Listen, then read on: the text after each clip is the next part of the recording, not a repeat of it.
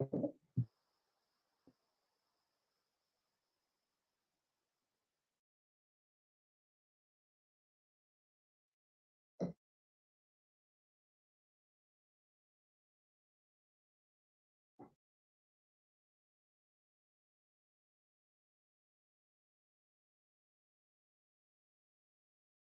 começar, Zé.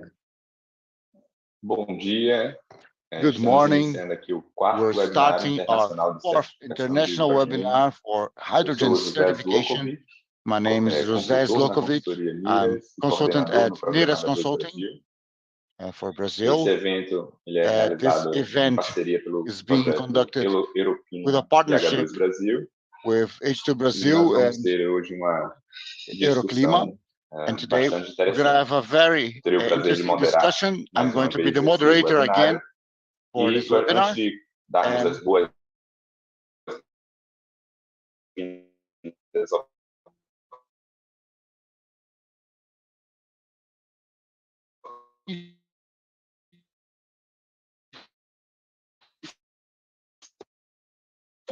Or I say welcome to everyone here.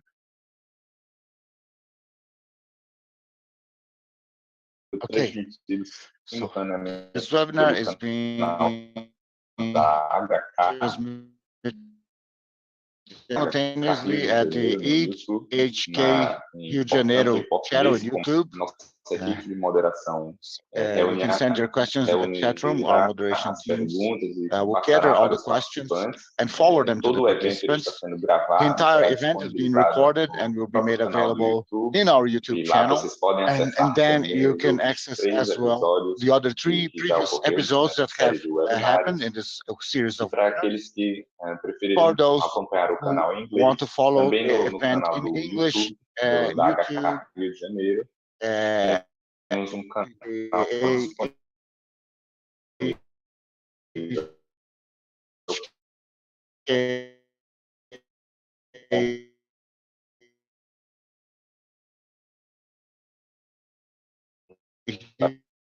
we have simultaneous translation event. Patrícia Costa, who is coordinator of the M&E for the hydrogen program in H2. We're going to also have Andrei Fixer, team leader of H2 Brazil by GIC.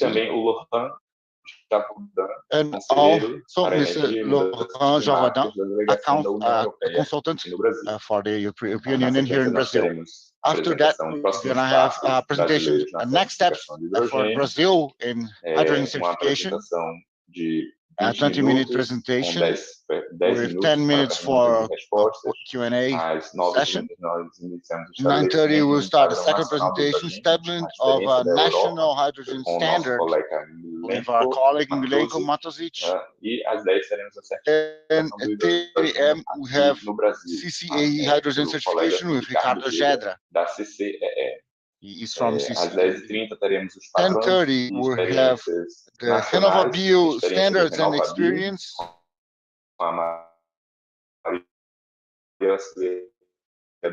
With Maurilia Auxiliadora Nobre and Alex Rodrigues Brito. They are from the ANP, the National Petrol, Oil and Gas Agency. And in the end, we're going to have a discussion panel with our special guests, in addition to all of our other speakers as well. So I hope you can all enjoy our event today.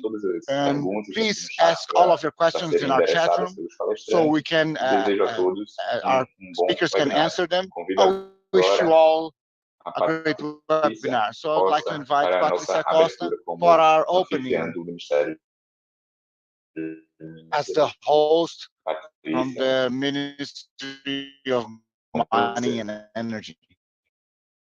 Patrícia, the floor is yours. For your for the invitation to be here. Evento de hoje é o quarto our event webinar here de today certificação de is our fourth hidrogênio. webinar, right, regarding hydrogen certification. It's the fourth event of a series that we've been having since last year. Initiative and German government, and the Institute Brasil project, which is also financed by the Ministry of Germany and implemented by GIZ. This is a large project, has a lot of fronts, and the main one is certification. We're now in the last stretch of this project, and we've been giving support to the implementation of public policies for hydrogen in our country. We have a national hydrogen program with 6 main axes of acceleration. One of them is the framework regarding the standards for hydrogen in the country.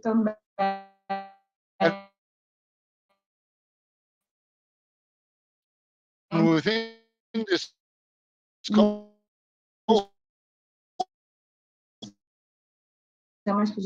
have as well one of the talking this really an overview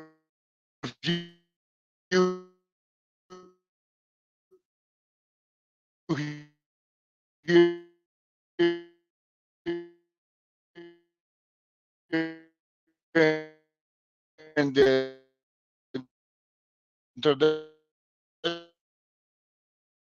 but again, two more structuring the certification. I want to reinforce the support here in our country, together with the Ministry of Mines and Energy, and the National Hydrogen Program is controlled by the Ministry of Mining and Energy, but there are no new resolutions. There are other 10 ministries that participate as well. In addition to the agencies,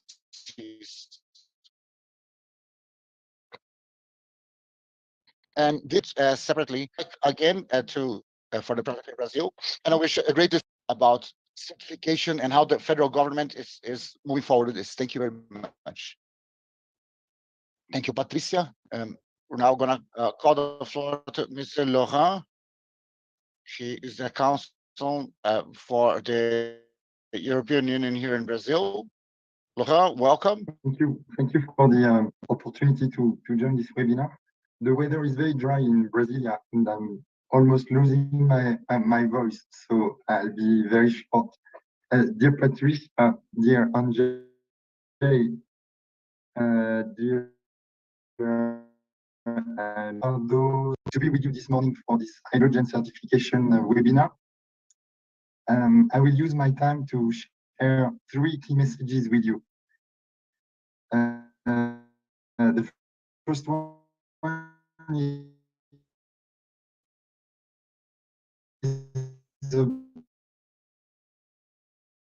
as for renewable hydrogen.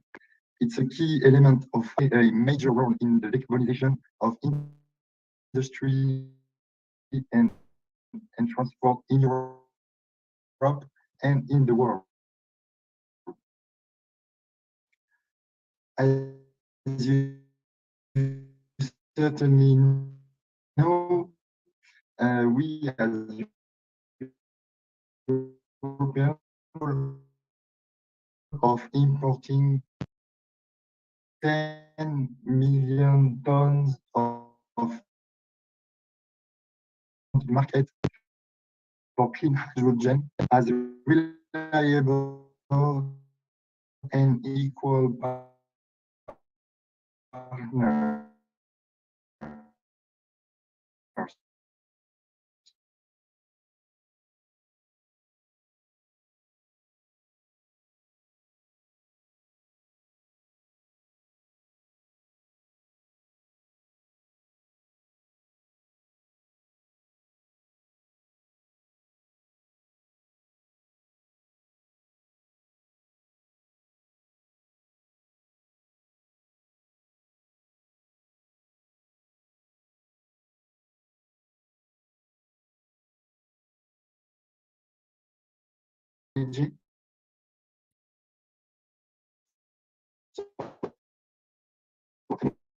hydrogen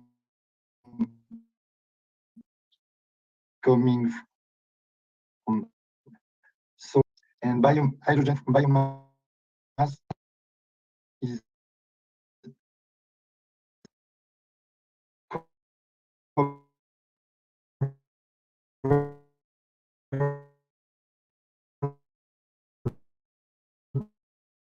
like another regulatory framework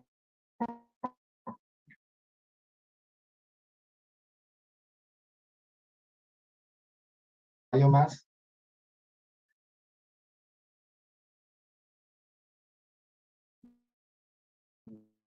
the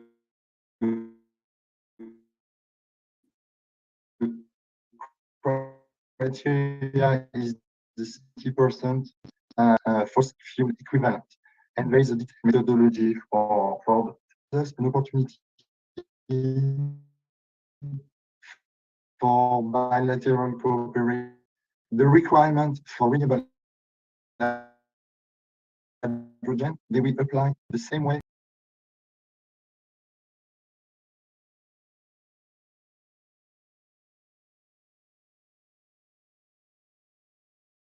in the EU or in third country can demonstrate in a simple and easy way their compliance with the EU framework and trade renewable hydrogen with the single market.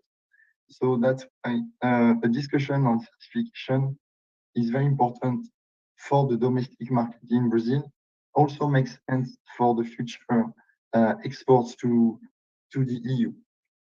So I will conclude by saying again, it was said in the introduction that this program is supported by the Euroclima, jointly funded by the EU and by the German federal government, Ministry of Economic Cooperation and Development. Today, the webinar is a safe and open space for discussion. So I'm really looking forward to this. And I need to finish with the disclaimer. What will be said in the seminar is, of course, the view of the speakers and does not necessarily involve the view or the opinions of the European Commission. But it's a small disclaimer I have to make. But having said that, I'm really looking forward to a great exchange. Many thanks again for this opportunity to discuss renewable hydrogen certification. Back to you.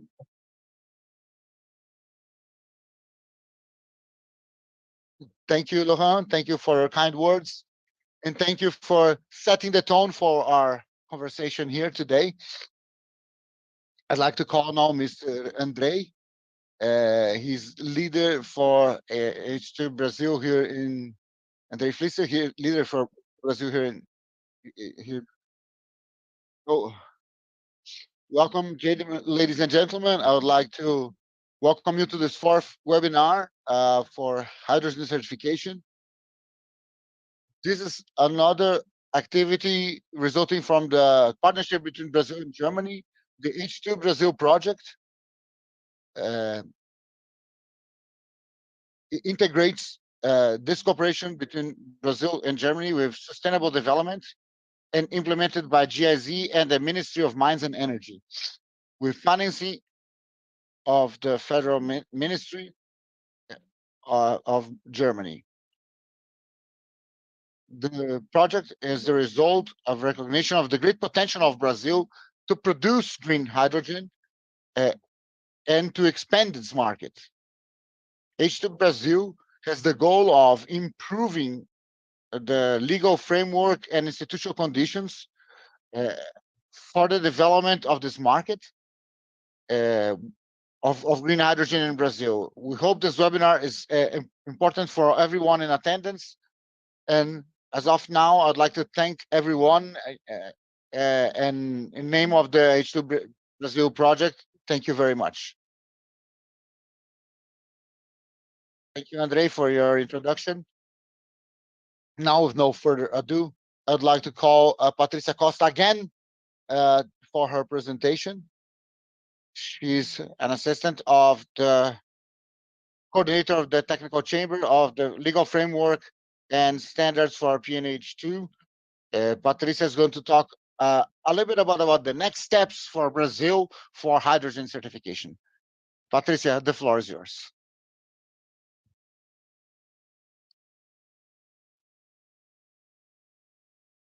Hello, everyone. Good morning again. Thanks, Zeca, for your introduction. Thanks again for participating in this webinar. I'm going to share my screen here real quick so that you can see my presentation. Please let me know if you can see it. Just give me a second.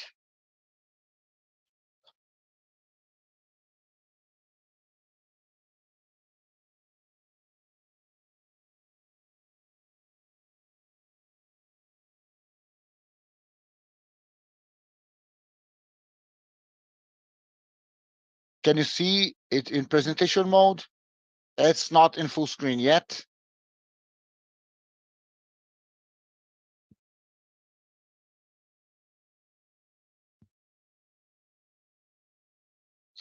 Okay, I think now it's okay. Okay, yeah, now it's good.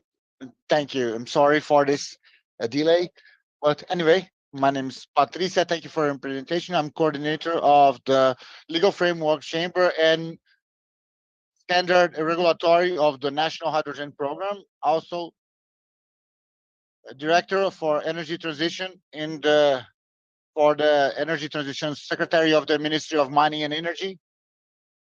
Okay, so after all of this, just to reinforce, the Brazilian government has defined as a framework for the Ministry of Energy, a new department for energy transition. I'm gonna talk a little bit about gonna talk a little bit about hydrogen. So it's a pleasure to be here with you to discuss the certification of hydrogen. I'm gonna start talking a little about our public policies for hydrogen to let you guys know at which point we're in the certification for our PNH2. So in the beginning of the year, we had the first meeting of the council, the National Council of Energy Policy, with the participation of several ministries. Also, the President of the Republic was in attendance too. And in this first meeting in March, this was the first meeting of CNPE with our president. So he came to the Ministry of Mines and Energy. And at the time, we were able to present to the president the structure of our program, and he gave us the green light to develop the program. And at the time, we were also able to restructure the governance of the program. So now the other ministries will attend and participate in the program as well, like the Ministry of Finance, Development and Industry, and other ministries. And all of these ministries work with the new definition of ministries. So we published this to update the governance of the program. But just to remind you, we have a resolution from 2022, and we have already been structuring based on the directives that have already been published in August 2021. So that constitutes the structure of our program. So the definition now is as follows. We have, this is the composition of the management committee. You can see here the ministries and agencies that are going to take part. And the National Hydrogen Program has the management committee, which gives the strategy and reinforces the realignment of the PNH2 with the public policies that are already in force. So, for example, now we are developing our national policy that will also include hydrogen. And it's important to have everything connected with the subject of energy transition. In addition to the management committee, we have 5 thematic chambers for the discussion of technical specific subjects. So we have defined initially, when we started defining the direction of the program, we defined the 6 main axes of actuation. First, strengthening the technological basis, qualification and human resources. It's important because not all the public policies include this. We also have energetic planning. Another axis, the legal regulatory framework. Axis 5, growth of the market and competitiveness. And the last one is international cooperation. So as I mentioned, we transformed this first 5 axes of the program and in 5 thematic chambers. So each one is coordinated by a specific ministry. As you can see, the qualification parts is about the Ministry of Education. The Ministry of Mines and Energy coordinates axis 1, 3, and 4. And the market and competitiveness is now coordinated by the Ministry of Development of Commerce and Services. And about international cooperation, we're going to talk a little bit further. We haven't defined a specific chamber because we think that it relates to all axes of the program. So all the support for all of the chambers have some relationship with international cooperation. With the regulatory part, as you can see here, axis 4, this thematic chamber, we'll discuss certification. So just to let you guys understand where the issue of certification is included within this program. So we had, during the implementation of the program, since the beginning, several discussions, and we have some definitions by the management committee of how we're going to compose the thematic chambers. And we held the first meetings to define the participants of the academy to participate in the discussion of these thematic chambers. Some have more components than others, and there are some guests as well from a few institutions to participate in these chambers as well. And some of the work that has been done considering the participants. This is the last meeting for the PNH2, which has been conducted a couple of weeks ago. And after this initial part, each institution presented and linked the main priorities for hydrogen regulation. Based on that, we defined the main 5 components regarding regulation and unfolded this into actions and activities to be conducted in the next 3 years initially. So we defined this in December last year, a work plan for 3 years until 2025, as you can see there, from 2023 to 2025.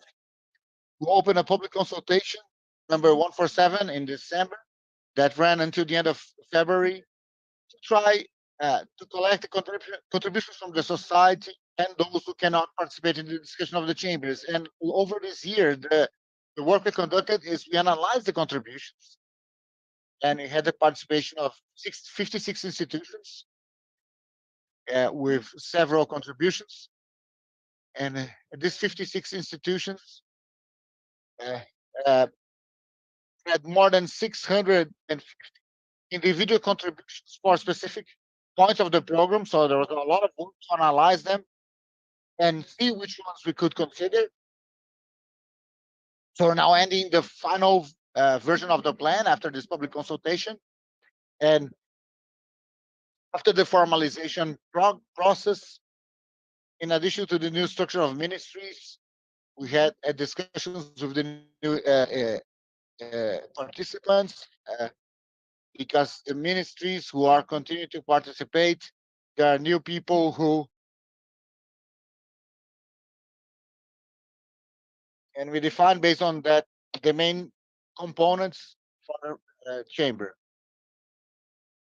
The first component is the legal framework, and then certificate, and then intersector participation, the discussion of transport of gas and hydrogen. The fourth is assessment of new standards for security, and the new components, the discussion of new technologies, new use. And here is very briefed, all the reach and all the components. So I detail the certificate aspect in the guidelines, these components here described, it's important, the certificate and also the assessment of carbon chain, considering the certificate standards according to the international relations and international institutions. It's important to harmonize this discussion at a global level. And here I bring lots of actions for the legal framework. I will detail what's already ongoing. The first action, the first component of the framework is to produce a minute of a draft of the hydrogen framework. It's been already discussed in the Ministry of Energy. We are going to see the standards, including these in this slide, to bring that in this minute of a standard, there is a proposition to define hydrogen classified according to emissions.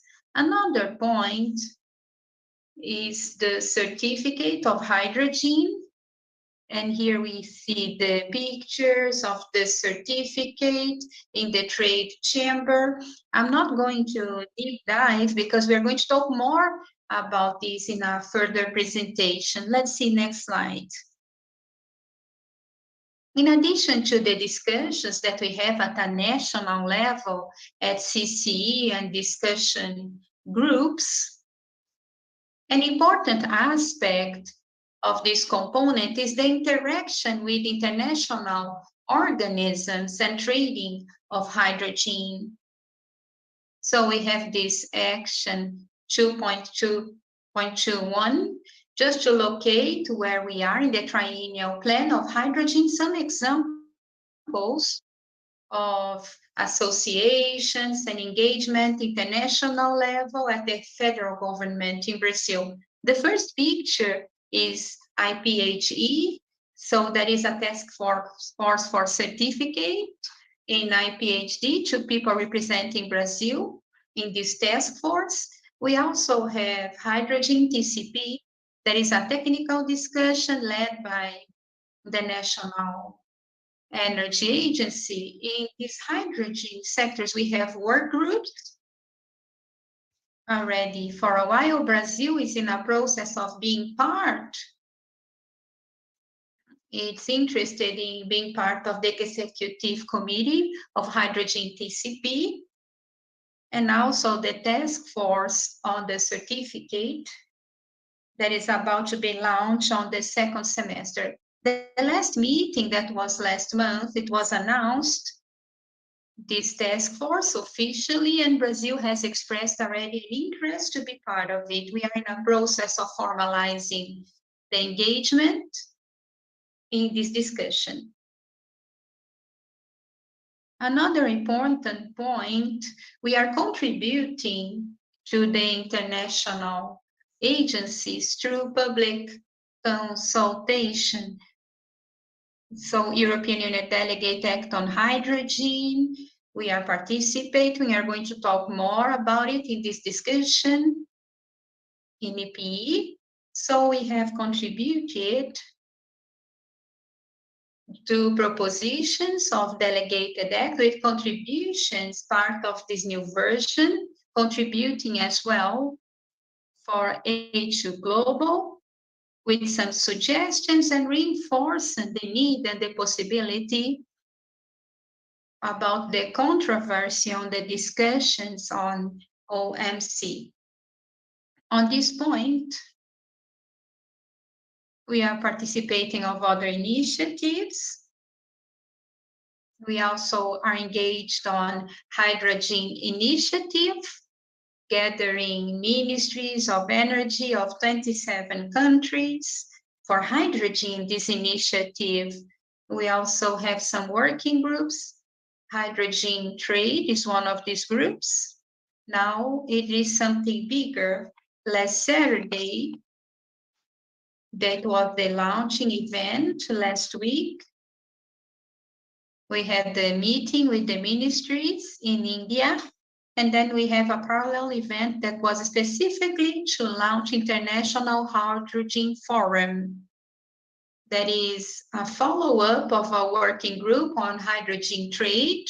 We have this group now, we can bring more countries in if they are engaged in the hydrogen initiatives or not. It's a global discussion on hydrogen trade. And the forum was launched and we signed a joint declaration. More than 15 countries were part of this declaration, Brazil as well. We were part of the text discussions, the workings, represented by the Ministry of Energy and EPE, contributing, adjusting the wordings that were accepted. And last Saturday, there was the signature of this joint declaration. An important point that was considered in the final text. The progress of hydrogen trade, it has to be established by the OMC, WHO, that is an important part. And we also have our engagement, the policies for hydrogen Brazil, the consideration of the certificate of A2. And based on the discussion, I'm going to talk about our vision for this year on the government side. We have the discussions. Initially, there was this discussion classifying hydrogen according to colors since 2021. But we understand that now this discussion, this separate of hydrogen and technologies, it is the discussion when we separate in the colors, a jargon in the market that is considered it's not accurate and it's limited. We are having new discussions to define the carbon according to its intensity. And here, that is one example that we had in 2020, separating carbon emissions and hydrogen production, classifying it according to the emissions. So greenhouse gas emissions and the hydrogen production and the extraction of raw material. Our vision on the left-hand side, there is a report that I mentioned, the engagement, IPHE, defining the importance of classifying hydrogen according to the industry and carbon intensity, something similar to what we have on the right-hand side. We see the stamp of Procel that is known here in Brazil. The idea is to establish something similar, a certificate based on carbon intensity and bringing flexibility and having this compensation in the carbon market. We are not going to create roadblocks to the market development like this. And here we have one example of the challenges that the global certificate process faces. On the left-hand side, we have a report reinforcing this, what we highlight for goals and strategic guidance for the hydrogen program since the beginning. And this report that is more recent, IEA, it was published in April, also stating that the use of colors to categorize hydrogen production has proved impractical for many projects. So different countries call green and clear different classification. This causes confusion. So in the international scenario, this brings barriers, roadblocks to the market. The idea here is to define hydrogen classification based on emissions. So ideally, we would call hydrogen low emission, change the terminology, considering the considerations from different countries. And then we understand, we separate them, we can limit, and then we reduce the competitiveness of the sector. We have some examples here, some projects that are hybrid projects. We have here in Brazil, where with green and blue hydrogen that is possible, the green one, for example. We also have this case on the right-hand side in the USA. So solar-derived hydrogen, high levels of emissions, and it's also possible the development of the project. Ideally, we need to define a mix and increase competitiveness, increasing the possibility of gathering infrastructure that are existing already and enlarge this ecosystem.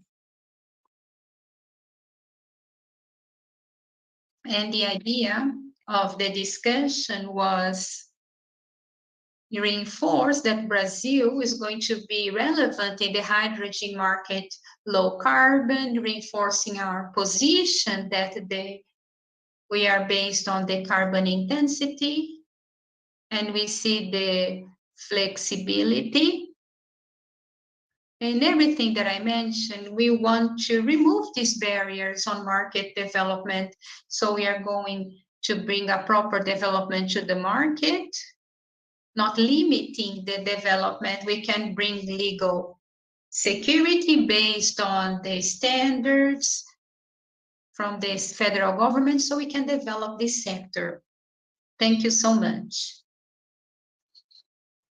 Thank you so much, Patricia, for bringing in a very objective way everything that the regulation authority has been doing. Thank you so much on your content.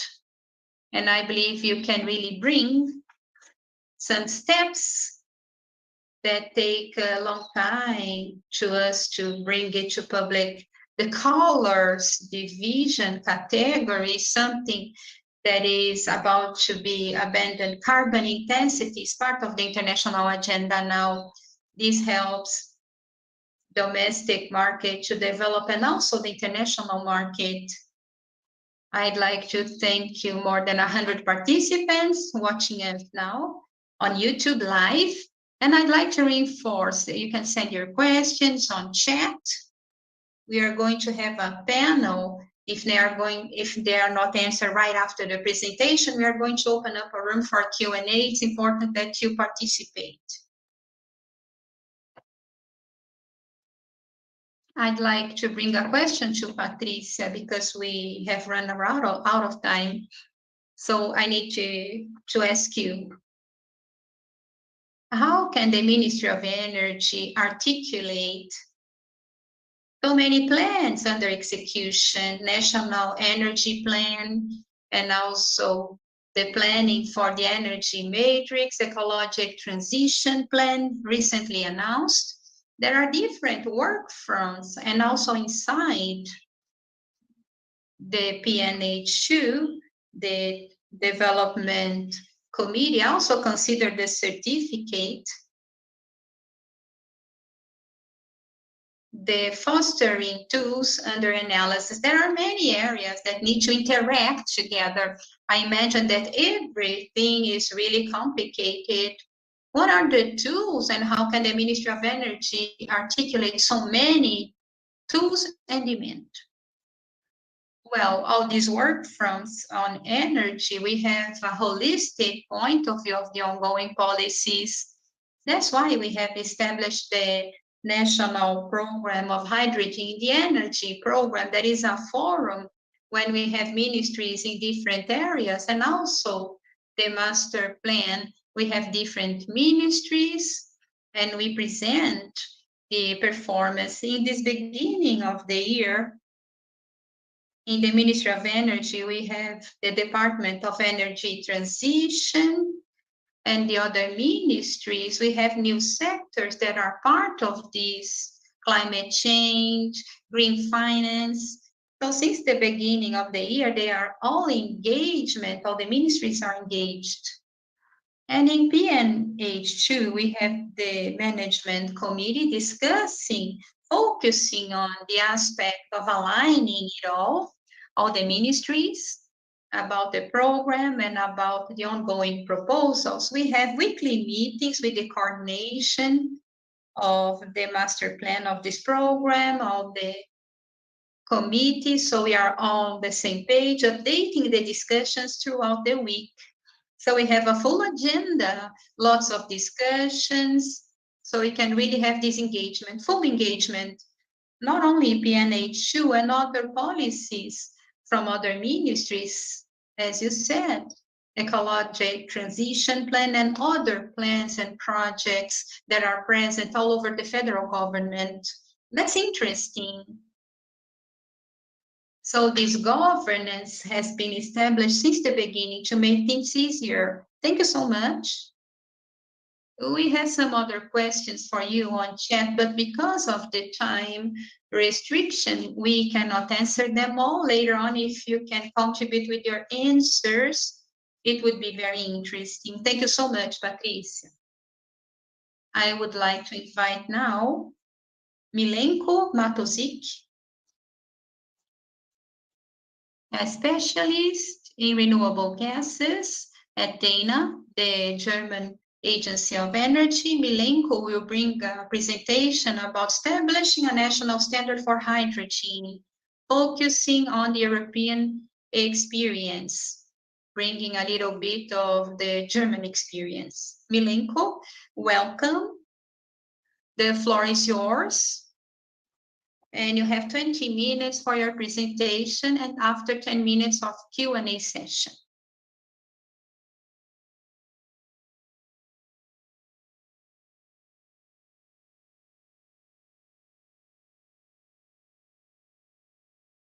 Thank you so much, Zeca. I speak a little bit Portuguese, but I prefer to speak English because my Portuguese is mixed with Spanish, so I change to English.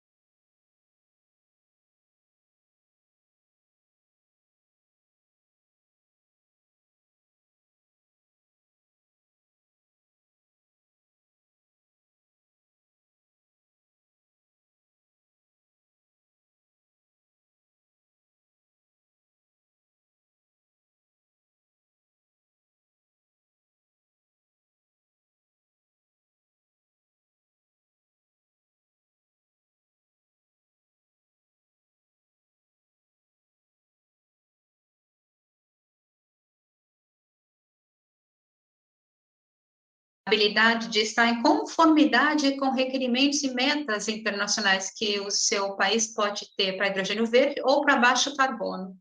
E também você consegue entrar nesse mercado de gás renovável doméstico internacional, dando confiança ao produtor de gás. Able to trade or to establish a baseline for producing a product with a certain minimum quality.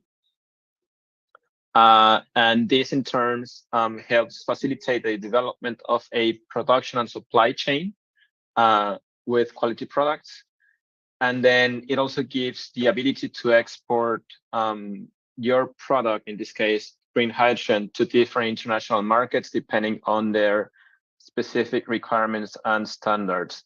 I'll also try to cover the topic about an international, harmonized international standard for hydrogen, which you'll see in the following slides. So what are the purposes of hydrogen certification schemes in Europe? Well, first of all, we have to differentiate between regulatory and voluntary schemes. So mandatory certification must mirror the regulatory framework, which is established in Europe by the Renewable Energy Directive, also called RED II. And the purpose of this mandatory certification is for complying with a certain target or quota. Well, an example of this, like I mentioned, of this regulatory framework is the RED II and the delegated acts from Article 27 and 28 that are colleagues from the European from the European Union at the very beginning of the webinar just presented. Then voluntary certification, it could mirror the regulatory framework, but it's not mandatory to do it. The purpose of this voluntary certification is marketing and voluntary reporting. An example of that is consumer disclosure. So that's basically showing your customers that the product that they are consuming from you is green. This voluntary certification is market-based, and for that reason, a voluntary standard can be used. An example of voluntary certification is done by TÜV Süd, TÜV Rheinland, ISCC, where TÜV Süd and TÜV Rheinland already have standards. In the case of TÜV Süd is the CMS 70 standard, and from TÜV Rheinland is H2.21 renewable and low carbon standard. And for ISCC as a voluntary scheme is called ISCC Plus. Okay, so a bit of background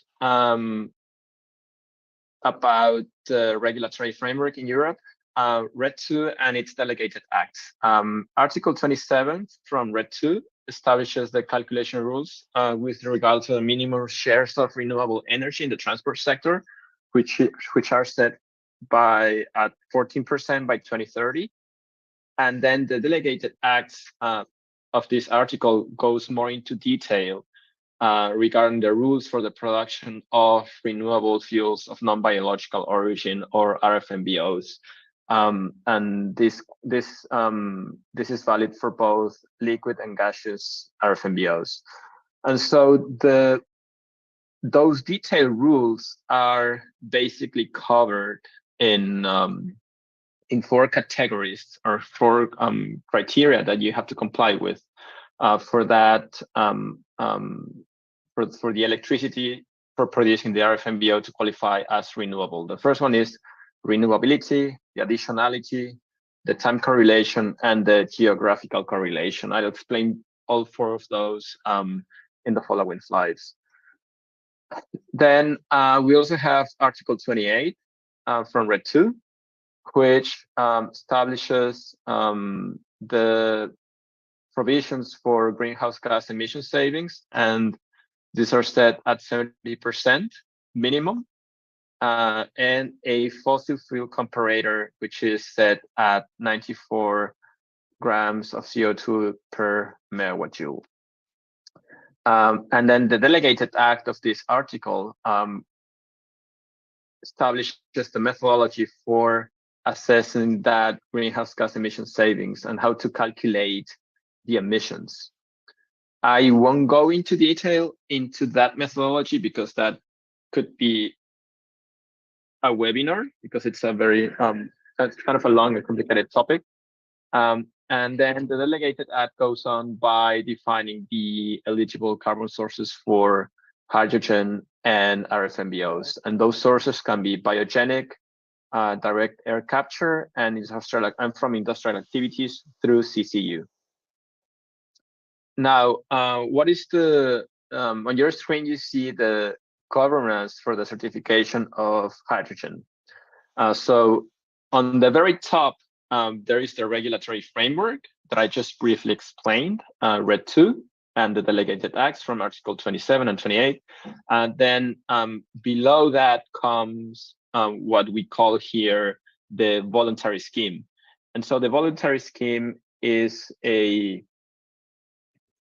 private entity such as ISCC, which has the official recognition from the European Commission to issue a certification for a certain product that certain product qualifies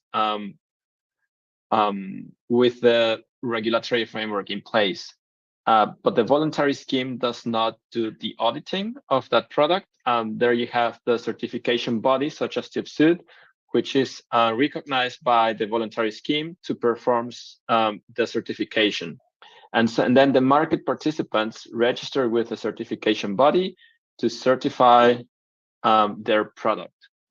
And then at the very bottom, you see the union, what we call here the union database, and that's an electronic database where all the volumes of RFNBOs, and including green hydrogen, will be registered to avoid multiple counting.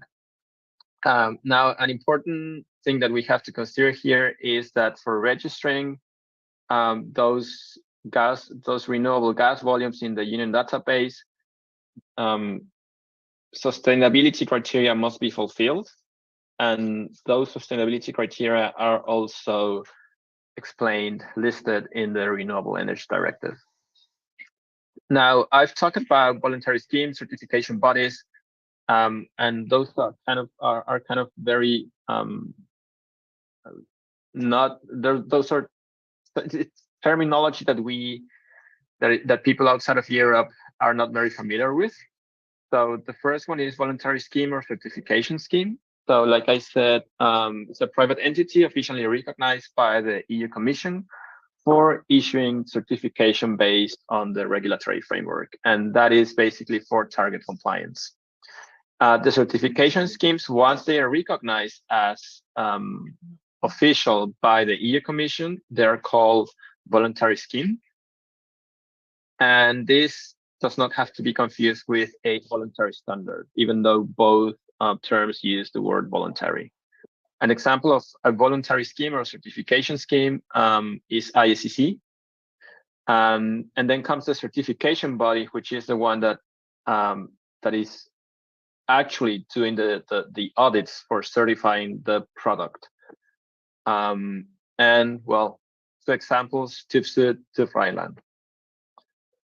So, like I said, Union Database is this electronic repository for storing the proofs of sustainability for RFNBOs, and the aim is to cover the entire value chain from production to end use, and to prevent the multiple counting of POS, of proofs of sustainability, when they are traded across border or sectors in the European Union. A pilot version is already working. And currently, the EU Commission is assessing feedback that has received from focus groups. And the renewable electricity criteria, renewability, additionality, temporal and geographical correlation, they must be proven through a sustainability certificate that is issued by a voluntary scheme, for a POS to be issued for that RFNBO in the Union Database. So this schematic shows the areas that are covered by the Union Database in the entire value chain of green hydrogen. So the sustainability certifications through a voluntary scheme covers all the way from the production of the electricity to the point of use. So that is what is called well to wheel. Whereas the Union Database, that is the one that issues the proof of sustainability, only covers the last interface of the production. So it's a point of production to the point of use, and that is what is called the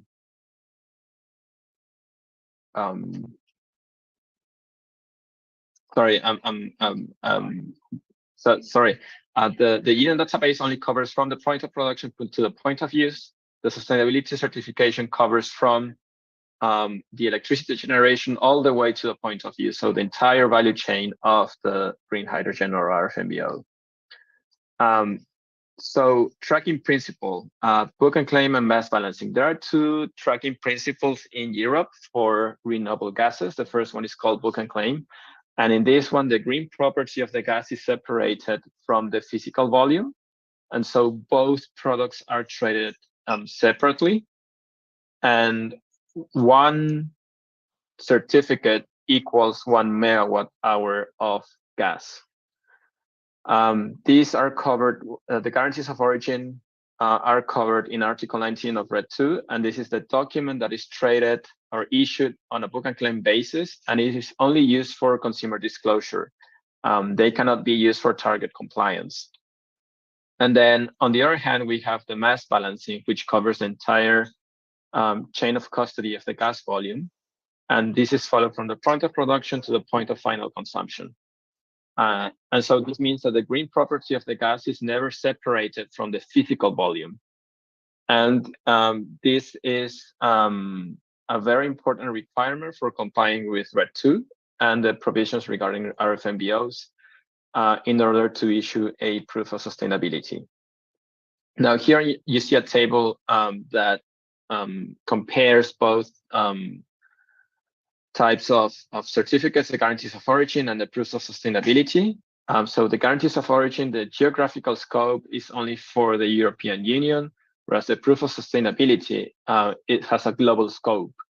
The beneficiary of the guarantees of origin is the energy consumer, whereas the for the proof of sustainability is economic operators seeking production support or meeting certain obligations.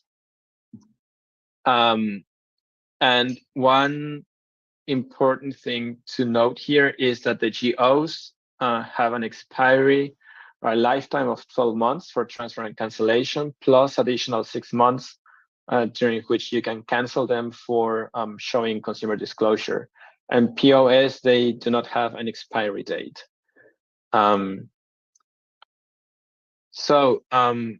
I'll explain now what are the renewable electricity criteria for RFNBOs. So the first one is what we call here renewability. And this is very important because the electricity used to produce the RFNBO has to be renewable for the RFNBO to be considered green. Now, the additionality, that means that was the concept created by the EU Commission for prioritizing the use of renewable electricity for direct applications.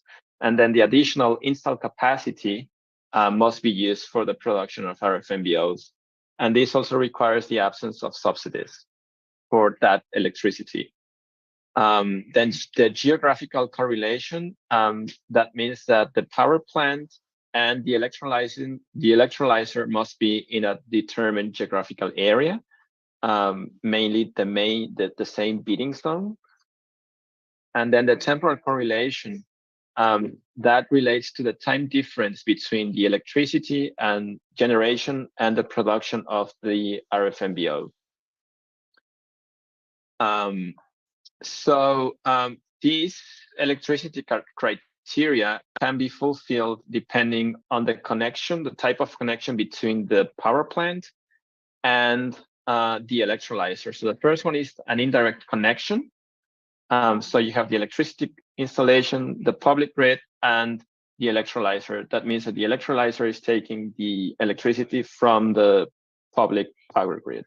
And then the direct connection, well, that's pretty self-explanatory. There is a direct line connecting the power plant with the electrolyzer.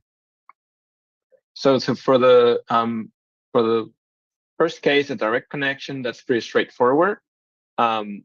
The criteria renewability and geographical correlation can be fulfilled by two options. The first one is to provide a proof of that direct connection between the electrolyzer and the power plant, or a proof that electricity generation and electrolysis take place in the same plant, in the same place.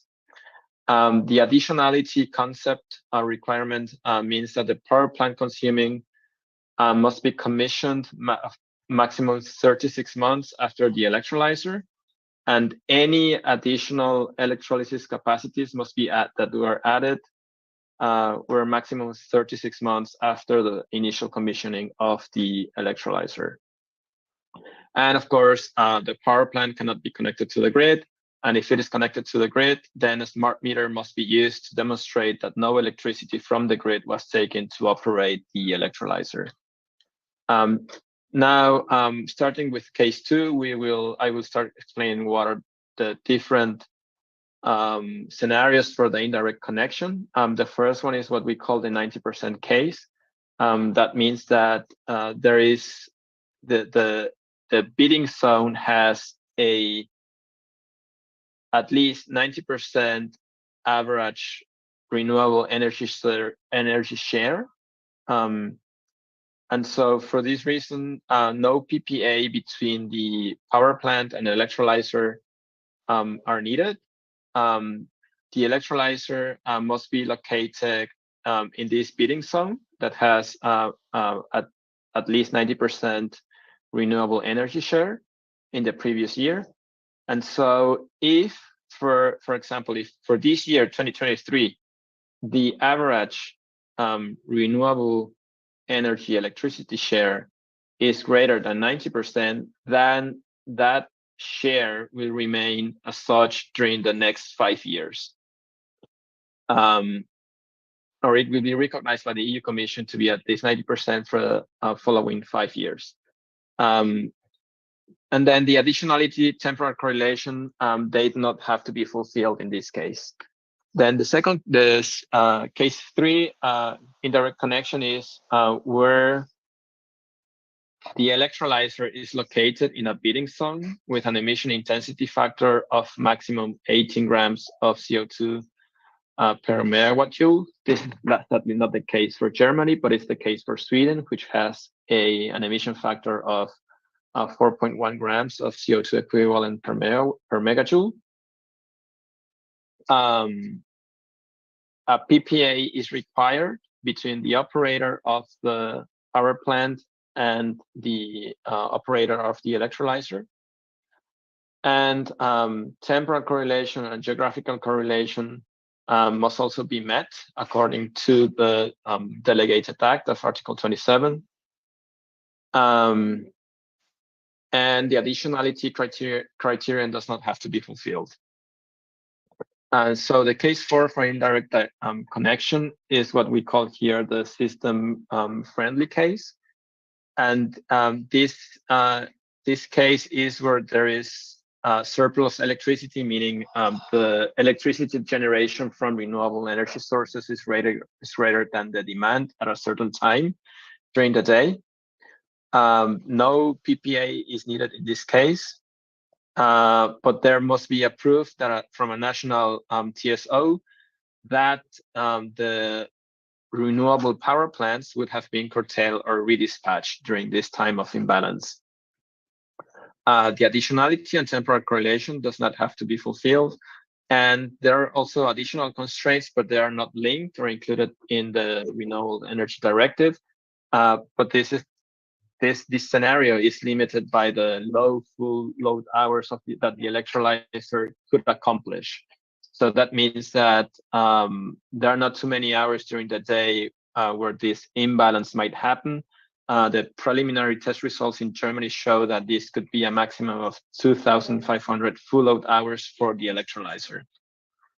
Then the case number 5, which is a PPA, and this is the case that applies to Germany. And to many other countries as well, because there are not too many bidding zones with an electricity grid mix of 90% share of renewable energy sources or a carbon intensity of maximum 18 grams of CO2 equivalent per megawatt joule. In this case, the renewability is checked by a PPA that is signed between the operator of the power plant and the operator of the electrolyzer. In terms of the additionality criterion, this will enter into force on January 1st, 2028, and will not apply to installations commissioned before December 13, 2038. Then, as I just explained, the electrolyzer must start operating maximum 36 months after the power plant. And the additional electrolysis capacities were added also maximum 36 months after the initial commissioning of the electrolyzer. Investment and operation subsidies are not allowed for it to be considered additional installed renewable energy generation capacity. For the temporal correlation, there are also three options. The first one is that the RFMBO is produced during the same 1 hour period as the renewable electricity. The second one is that the RFMBO was produced with renewable electricity from a storage asset located behind the same network connection as the electrolyzer. And the third option is that during a 1 hour period, the electricity clearing price from the single day-ahead market is less or equal to 20 euros per megawatt hour. And for the geographical correlation, there are also three options. The first one is that the power plant under the PPA is located in the same bidding zone as the electrolyzer. The second one is that if the power plant is located in an interconnected bidding zone and the electricity prices for the relevant time period of that bidding zone is higher than the price of the bidding zone where the RFMBO is produced. And the third option is when the power plant under the PPA is located in an offshore bidding zone that is also interconnected with the bidding zone where the electrolyzer is connected. So as you see, the regulatory framework here in Europe is very complex. Lesson learned is the certification of RFMBOs and green hydrogen can be as complicated as much as the regulatory framework wants to.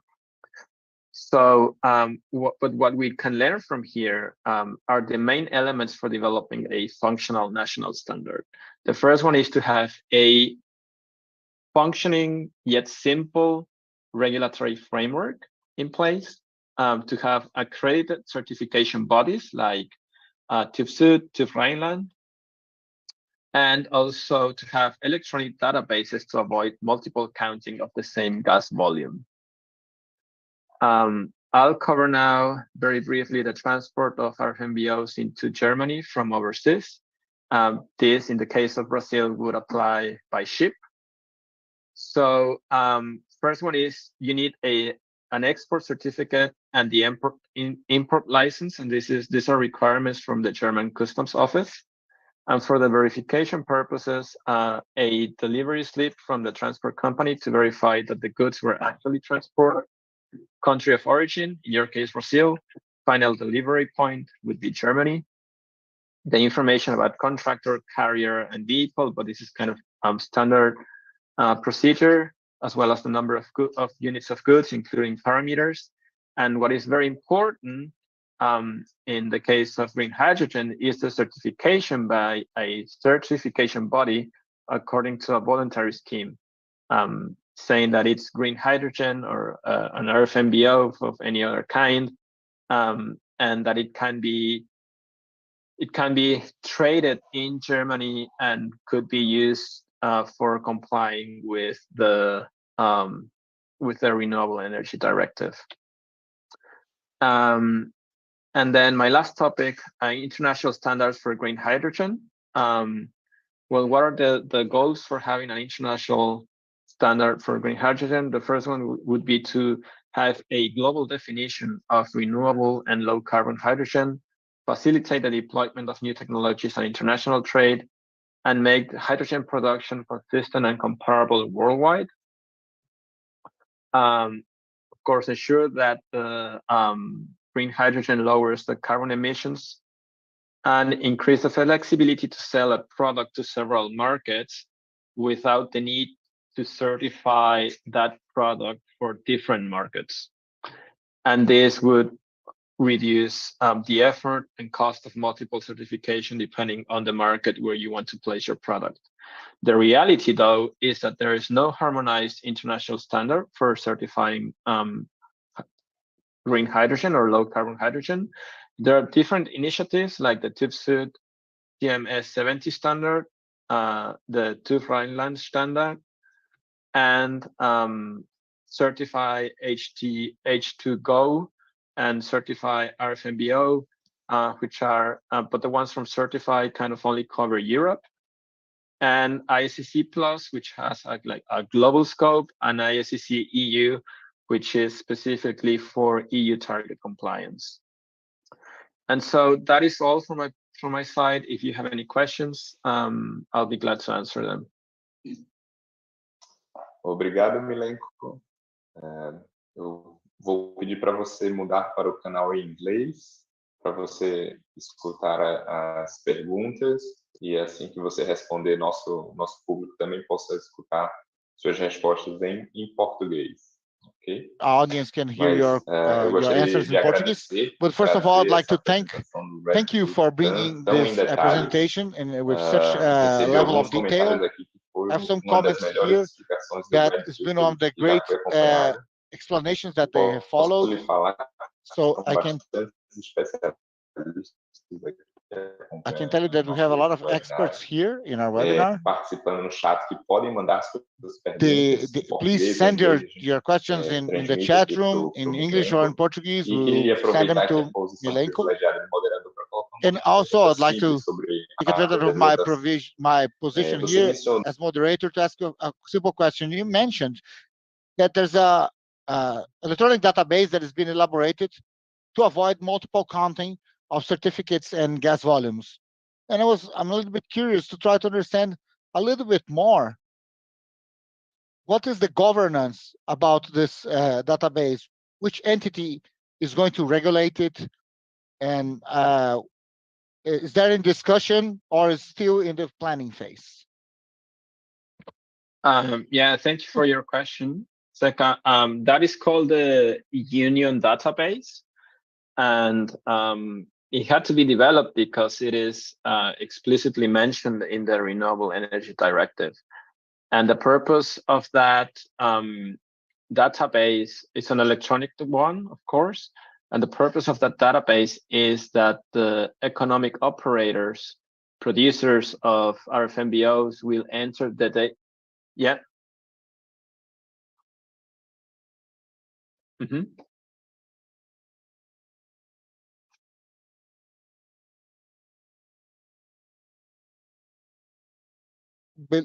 Believe that I have some connection issues, so please, if you could start again your answer. Okay, can you hear me now?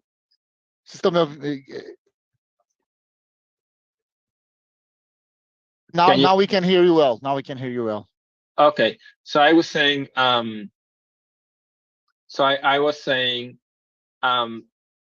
that database is what we call here the Union Database, and it had to be created because it is explicitly mentioned in the Renewable Energy Directive.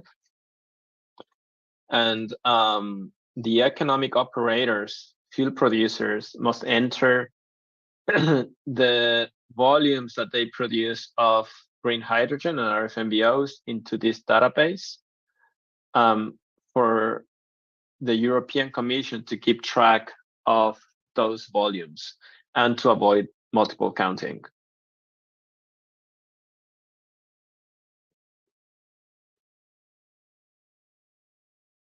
Okay, thank you, Milenko. If we receive any more questions on the chat room, I'm gonna send them to you during our panel. And now I'd like to call to the floor our next speaker of the Electric Energy Commercialization Chamber, Ricardo, is going to talk a little bit about the hydrogen and directives developed by CCEE. Good morning, Zeka. I'd like to thank you for the invitation to be part of this panel. It's a big pleasure to be part of the 4th edition. Please let me know, Zeka, if you can see my screen. Yes, it's full screen for us here. Perfect. So first, I'm going to talk a little bit about the hydrogen certification work that has been ongoing here and conducted by CCEE, and all the connections with the presentations already presented by Patricia and Milenko, because there's a lot of connections with this subject. And I would like to emphasize that since 2022, CCEE has been working by means of work groups to discuss hydrogen certification with representatives from several institutions, either from the production chain, from academy, and all industry and other sectors. And within these institutions, we check the best standard to be developed under the voluntary aspect, as Milenko mentioned. Within the context of certification, there's regulated and voluntary. And as Patricia mentioned in her presentation, in the National Hydrogen Program, we're considering a regulated official certification. So CCEE is doing a voluntary program, and we're following the European standard because that's the greatest interest of the companies that want to produce hydrogen here in Brazil to serve this market. So based that, we developed the certification work launched in the end of last year, and we were following the European rules that were communicated in September 22. So in the end of the year, we launched the initial version for hydrogen certification. During this year, we have on progress the implementation of this certification in pilot projects here in Brazil. We're also trying to adapt the certification according to European rule that has been updated in June 2023 and approved by the Parliament in June 2023 with all the details that Milenko just mentioned, and I'm going to complement here. We're also including ammonia in the scope, since the initial version included only hydrogen, but now it includes the possibility of production of ammonia because of the big interest of a few sectors, especially the fertilizer sectors and other sectors as well, at a second wave that is going to happen in the future. So this is the scope that is being included. And also there's a study in progress with the support of the World Bank, supported by the SMAP initiative, to see the evolution of the roadmap and initiatives and continuation of the certification. Since this is an evolutive process, right? We're showing here the actions for the last couple of years, but there's still a lot of actions to be implemented to be able to serve this market. Like Patricia just mentioned, we have several actions of PNH2 in progress as well. It's a structured process for long term. So I'm going to bring you now two main focus of our presentation. One is the update regarding the European regulation from June 2023, which you just mentioned, and I'm going to indicate what it meant, how it impacts our national framework. And I'm going to talk a little bit about the experience that we're having with our first pilot projects here in Brazil regarding certification. So first of all, how can we apply the European regulation here in Brazil? Like Milenko just said, we have this script if we want to look for compliance. First, the generation network must be more than 90% renewable, emission of less than 18 grams of CO2, constraint off, and the fourth one, following a PPA. If you achieve the first one, you can have the certification. We're talking about a voluntary process for those who already serve the European market. So if you achieve this level of more than 90% of renewable energy, you can get the certification. Otherwise, you can go to the second criteria, which is in the case of Sweden, like we just mentioned, and we're going to see how it fits here in Brazil. So I'm going to tell this in sequence, but just to let you know, if you achieve the first one, okay, then you can do the second one, if not the third one, and then the fourth one can be used to allow certification. So talking about the first one, how are we doing in terms of renewable energy? This chart shows the evolution of the percentage of renewable energy of the national interconnected system. So in Brazil, last year, we achieved 92%, which came from renewable sources. So we can state that we are already meet the European regulation. But this calculation has done of considering the whole generation of the country as a whole. But there's a relevant aspect that needs to be considered here. This index is valid for 5 years, like Nico mentioned. But one point of attention is for the wind and hydroelectric power, there's a specific calculation rule. It's not only considering the whole year generation and that's it. There's a specific calculation that must be done. You need to consider the last 15 years, for example, for hydroelectric power generation. To analyze the power factor. It's not a simple average of the last 15 years. You need to look at the capacity factor of the last 15 years of the whole hydroelectric generation of the whole country and bring it to the present moment of and this has been published last year, and we are doing the update of this rule to do this calculation and see how, if we apply this rule for wind and hydroelectric power, how it would result here for the Brazilian case. So there's this aspect that has been under analysis, published last year. There's also another aspect that this calculation of percentage applies for bidding zone. And this is an European concept. And how can you use this outside of the European continent, the third party countries? So bidding zone is a European concept.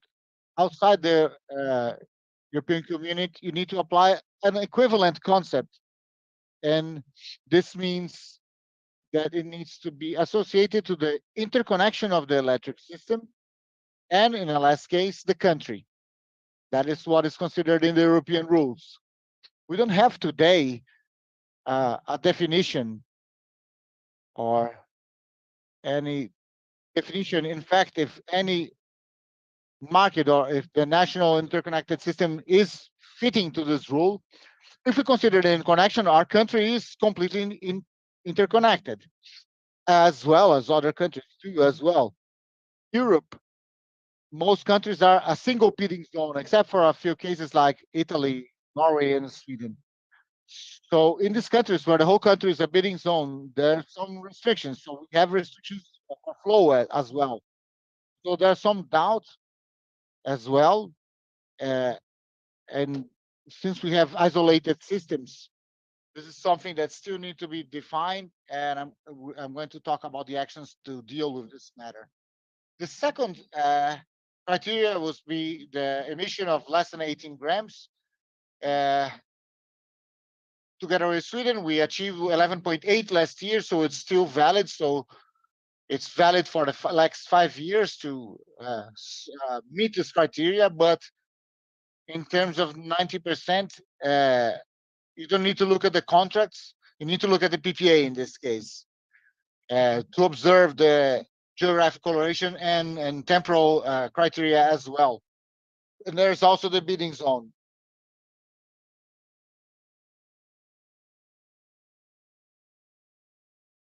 The third criterion, constraint of, according to the European rule, it states that we have the resending that's constraint of, and Milenko explained when it's identified the transmission operation TSO. Here in Brazil, it's ANS. So it is a condition that could be applied.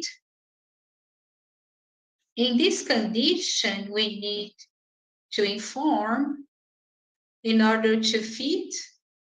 We do not see people working with the projects. they are studying and we follow it up.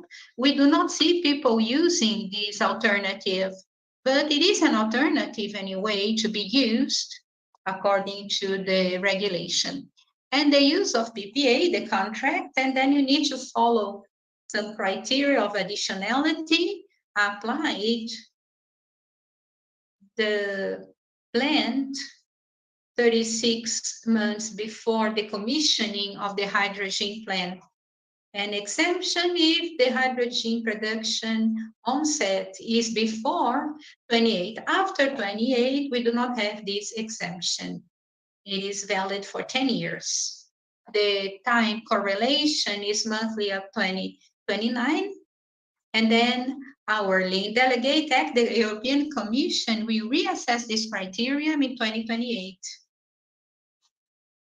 It's not clear the result. It's going to be an assessment, but it states like this: geographic correlation, the same bidding zone, and I talked about it, about different bidding zones.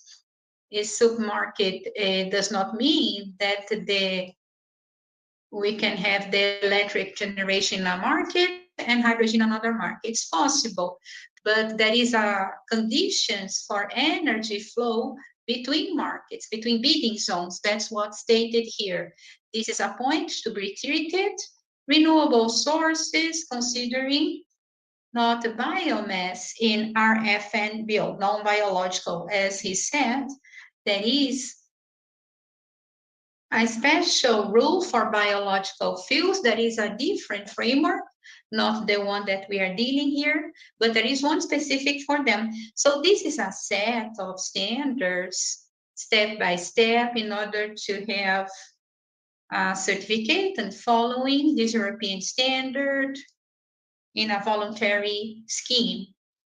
And CC has been working, searching certificate on the first projects. Just to clarify before that, I will talk about this experience, the first pilot project in Brazil, small projects, and we support also the development and the study. People want to interpret the international standard compliance for big projects under study, different projects that you follow. And then we have the memorandum of understanding and the government at the state levels. I have some key points and what we see in these projects. The treatment of the new electric generation in the market. We see pilot projects with new plants on wind or sun generation, especially sun generation plant, inside an existing plant, different source plant, and whatever. And if you have a new generation connected in the same electric bus, a pilot, 1, 2, 3 megas, just to produce hydrogen in a big plant already existing, it is generation. We started accounting for the big plant already, and some pilot projects do it, does not see the influence of the big plant. It's important because it's going to be considering the energy accounting of that big plant that is already existing, up and running. It's important to observe. People do not observe it, but we have to treat it. Also, pilot project after deployed, they are commissioned and operational in a whole system, full-time operation. That is adjustment is something new. We need to adjust until this system becomes permanent. We have faced some complexity to measure hydrogen, indirect measurement. There are restrictions because hydrogen has a high purity level and people talk about it. When you input an instrument in contact with the gas, you contaminate the gas. And then you have to treat indirect measurements by induction, maybe. There are solutions for that, but the solution is getting expensive. There is a challenge on how to measure hydrogen accurately without compromising the product. For certificate, I need to measure volumetry And we see concentrated projects on sun and wind generation. There are others. These are the first experience that we see people trying to get the certificate in Brazil. And now, just to complement and conclude other topics, we participate at international debates complementary to the actions that the ministry is part already, international, as Patricia said. Giovanni will talk more about the forum. And we also participate in complementary international debates. Bring harmony, there is a key point. There is no uniformity at international level, so we are part of Hydrogen for Development, is the World Bank Group, with institutions all over the world for some work from, and one of them is certificate to bring more harmonization. We have a work group SIGRE, that is a global institution on energy, focusing on harmony, and also different events and fora that we meet to talk about these topics. Under analysis, the possibility of submission, the certificate to be recognized by the European Commission, as Milenko said, there is a possibility. A delegate app published last month is explicit. This possibility to make it easier, the trading is one of the elements, so we can use international trading. And also understudied the use of the environmental element on energy generation for the point that Zeca asked after Milenko's presentation. Prevent the use of environmental aspect, specifically talking hydrogen could be produced in different pathways. Patricia commented some of them. Brazil is rich in different natural resources. It's necessary to foster that. When we talk about the pathways, that is electrolysis, that is a resource, that electricity that could be applied in other things. The electricity could be used for fleet electrification, can it be used for a REC, that in Europe is GO, Brazil is REC, we have different RECs to certificate hydrogen from the same electricity. So we are working how to prevent double aspect, to prevent problems that could be presented also in Paris Agreement. This is something to be solved at a global level. These are the final actions that are ongoing, and I conclude my presentation here. Thanking you so much, Zeca, for the opportunity. I'm here for you if you need me.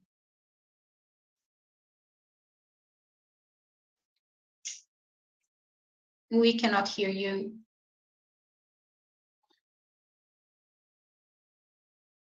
Now.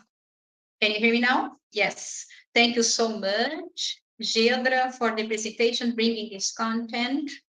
So connected to Milenko's presentation, Milenko has brought the rules of the RED II, and you have the Brazilian interpretation of the RED II standards. That's very important. I would like to reinforce the participants on chat. You can send your questions. We still have a few minutes to discuss, and we also have another panel. This event is for you, so you can clarify your questions. Feel free to ask questions and comments. I have a simple comment. I always receive these questions from the private sector. What is the impact, considering cost, of the certificate in the process? CC has been studying the certificate, the charge, the cost, dollars per kilo, or if there is a percentage of production, the cost.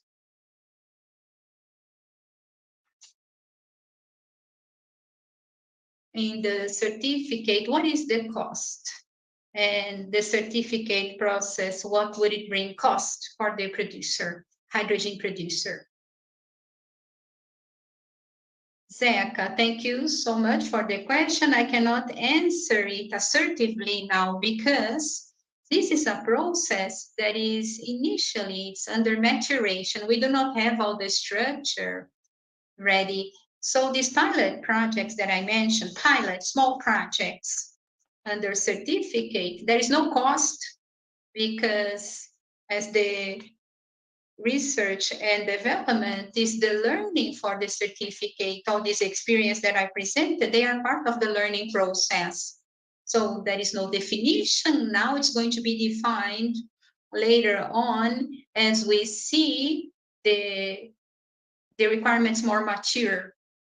In parallel to that, what I can bring is a parallel, not for hydrogen, but for renewable energy certificate, the RECs. There is a market that is existing, is mature, over 10 years working. And when you see these RECs, there is a fraction, a small part, 1% of the electricity price. It's a parallel. We're talking about electricity, environmental element. We need to assess the environmental element of hydrogen, observing the chain, but it's ongoing. We do not have it right now, but we're going to have it as the evolution and the maturity go on, and the first projects are designed in commercial scale. And this experience of design of certificate is essential. We need to know the cost. This parallel was very interesting to build. Thank you so much. Thank you for your presentation, Ricardo. I'd like to invite our next presenter, Maria Auxiliadora Nobre, Technical Advisor, and Alex Hughes. Alex Medeiros, Research and Development of ANP, Biofuel and Oil Agency. They are going to bring the standards and the experience of RenovaBio and other standards in the National Agency of Oil and Gas. Maria, the floor is yours. Thank you so much, Zeca. I'd like to thank you so much for the invitation of being here in this workshop. I start sharing my presentation now.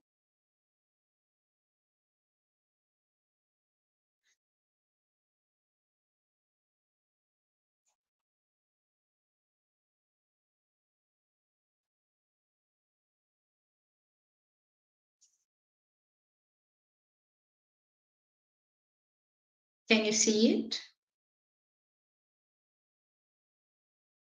Not full screen. Excellent. The objective and the focus of my presentation is the certificate of biofuels and RenovaBio. And then Alex will talk about the discussion about hydrogen at the agency, ANP. So let's talk about the national policy of biofuels. It came through in the law 13576 in 2017, and the main goals of these policies is emission reduction of greenhouse gas, and the commitment that Brazil took in the Paris Agreement. Another important objective, bring more predictability on the biofuels role in the national fuel market. And this is very important to bring new investment in expanding the biofuels production in the national energy grid. And what are the instruments that politics use in order to reach these objectives? Decarbonization goals that are compulsory, established by the Energy Committee, decarbonization credits, CBIOs, issued by the producers of biofuels and the importers of biofuels, and they are mandatory for the distributors of fuels. They need to acquire these CBIOs in order to fulfill annual goals. And it's important to manage individual goals is ANP's job, and I'm going to talk more about it. And the main point of this presentation is biofuel efficient production certificate, CBIO. Let's trace a history now of RenovaBio so you can understand ANP rules and how we develop the certificate process.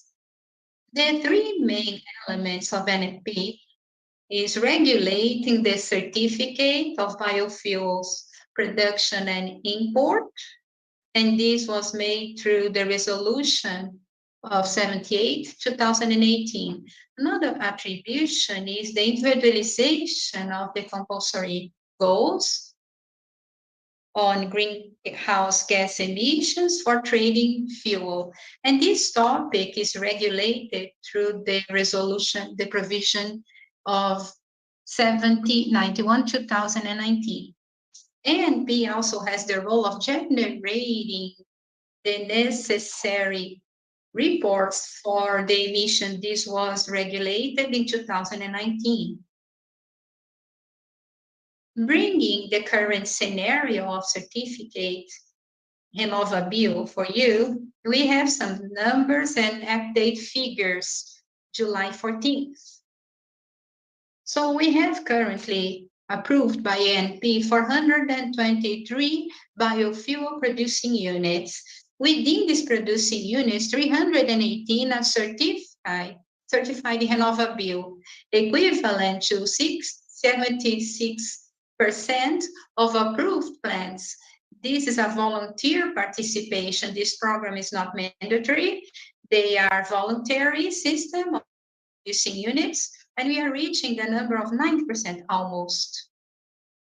And then you see on the graph, out of 313, 224 renewed. Why? Because in the first semester 23, the first certificate are expired. So they need to renew. They are valid for 3 years. A number that we have to highlight, since the beginning of RenovaBio program, we issued more than 98 million CBIOs, equivalent to 98 million tons of CO2 equivalent prevented in the atmosphere. I will mention now the timeline and changes on ANP very briefly, what we have changed already. The provision 802, that is an annex of tax codes that can issue CBIOs, and is in the annex of this provision. It needs to be revised and changed. So in September, we need to change it to include production in Manaus area, and we need to change this provision in December 21 to include direct sales. And also January this year to include the trading of biodiesel among the biodiesel producers. We are going to remove this annex here to make it easier to change, include or exclude for the CBIOs. Let's see the changes in 791. What we have changed in 791? We need to change and include the annual goal reduction of CBIOs that are not in the market anymore in the previous year of the goal. Be individuals and entities that are not fuel distributors. So if they retire their CBIOs, it's reduced from the distributor's annual goal. And in April 23, we also changed the provision 791 to represent long-term contracts, something new. We are implementing it. Let's talk now about the certificate of biofuels.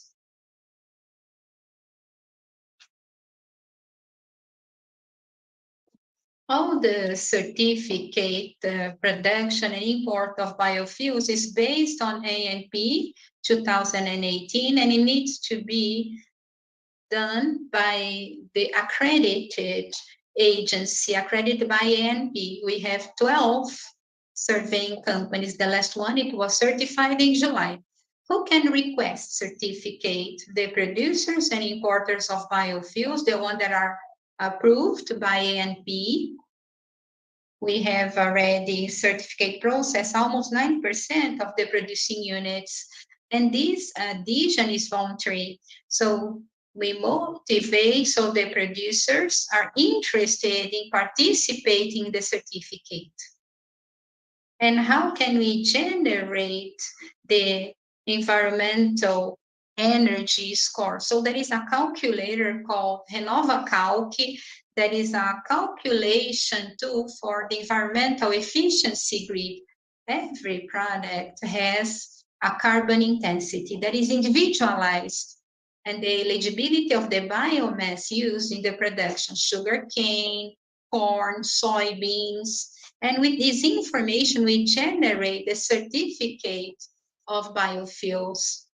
And then the producer or the importer, there is the possibility to generate the decarbonization credits called CBIO.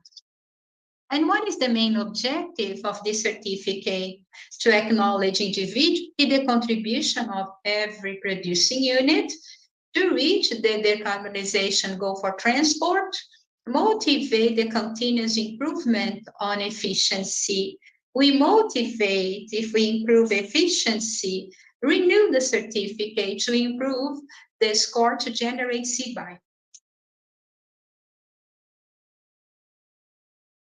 And according to the provision, we see the detail and the certificate procedure. The producer or the importer of biofuels fill in RenovaCalc, our calculator, generating the efficiency score, and hire the inspecting auditing company. It's available in our website. So this audit company audit the data that is in the calculator and submit to a published consultation of 30 days. And it's important to say that the documentation in that website should be in Portuguese and English. English, we mentioned because Portuguese, because of the importer. ANP audit all the certification process and publish the certificates with the score of efficiency and CBIO factor in our website. There is a complexity in this process of certificate. We understand that it's necessary to publish some technical reports detailing the procedures and also the documentation that is mandatory for the certificate process.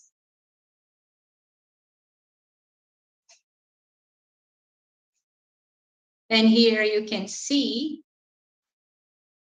the efficiency certificate, that is the efficiency score, the factor of CBIO issuance calculated with the score, multiplied by the percentage of eligible volume of that unit, specific mass of biofuel, and the heat power. Everything, the mass and the heat power, PCI is estimating this certificate.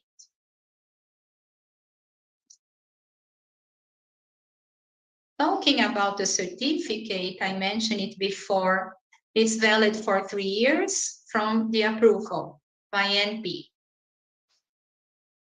The biofuel producer or importer is the responsible for the annual monitoring of the energy environmental efficiency score and also the fraction of the volume of eligible biofuel in the certificate that I showed you before. RenovaCalc, it's mandatory to provide all the necessary information, the producing units and the importers, and all the information available to calculate NEA and the biofuel volume, including the phases of generation, treatment, and conversion of biomass into biofuel for agriculture. All data input in RenovaCalc must be filled by the producing unit and importer. They are going to be audited by the inspection firm and has to be approved by the ANP. And if there is any pending topic, this process is back in order to solve the problem. All the documentation audit by the inspection company must be filed in physical, magnetic, optical, electronic media for 5 years. Not only the inspecting firm, but also the producing units, because ANP at any point in time can ask to inspect any agents and requesting this document again. Let's talk about on-site audit. One at least one on-site audit has to be carried out in the producing unit, and it's in person, the employees, industrial manager, supply manager, all they're responsible for managing the information system, stock control, consumption and production, supplying data, and filling out Renova Calc. Also, the representatives of the biofuel importer, if it is an importing certificate. Public consultation, the inspecting firm must carry out a public consultation for a minimum period of 30 days. And the documents must be available in Portuguese, even if the document is for biofuel importer.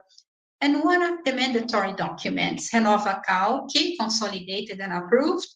There's no need to biomass supply, efficient biofuel production certificate, partial report on all the certification process presented by the inspecting firm. And it's important to say this public consultation can only be initiated after express approval by ANP. We put in our website a link for the public consultation of the inspecting firm to make it easier. People follow up in the website. The detailed information about agricultural phase biomass producers not included in the list of mandatory documents. And some information that are considered critical and sensitive under competitive aspects must be filled in Renova Calc, must be tagged for the public consultation as long as the request is sent, containing as the justification this happened, a producing unit request, the tagging of information, such as fertilizer, specific fertilizer, justifying that we validated and we tagged this information. A briefing of the RenovaBio certification. The participation is voluntary for biofuel producer. The efficient biofuel production certificate is specific to each production unit. We need to measure the efficiency of the process. The biofuel producers are obliged to provide all the technical parameters of the production process necessary for the calculation of the score.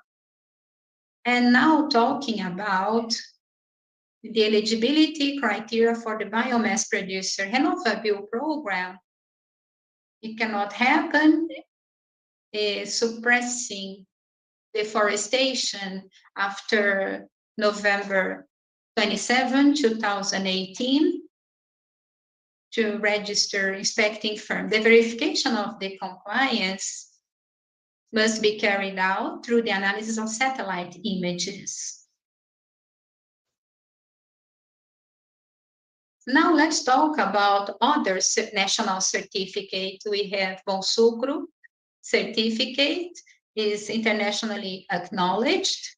Some ethanol, sugarcane ethanol producers have this certificate, and Bonsucro proposed us to assess ANP to have an association so we can have a single certification process, and the ethanol producer receive the certificate from Bonsucro and also RenovaBio. And what is the benefit of this association? Cost reduction for the ethanol producer. There is no competition between certificates, and there is a synergy in operations and exchange experience. In the same certificate process, we would generate 2 certificate process for the ethanol and sugar production. Bonsucro, most of them have the certificate, almost all of them.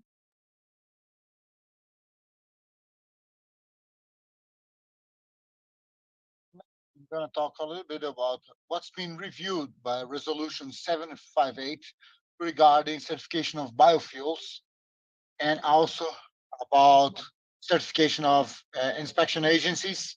And it's a little bit what we've seen in the last few years, 4 years, that need to be improved for the certification process.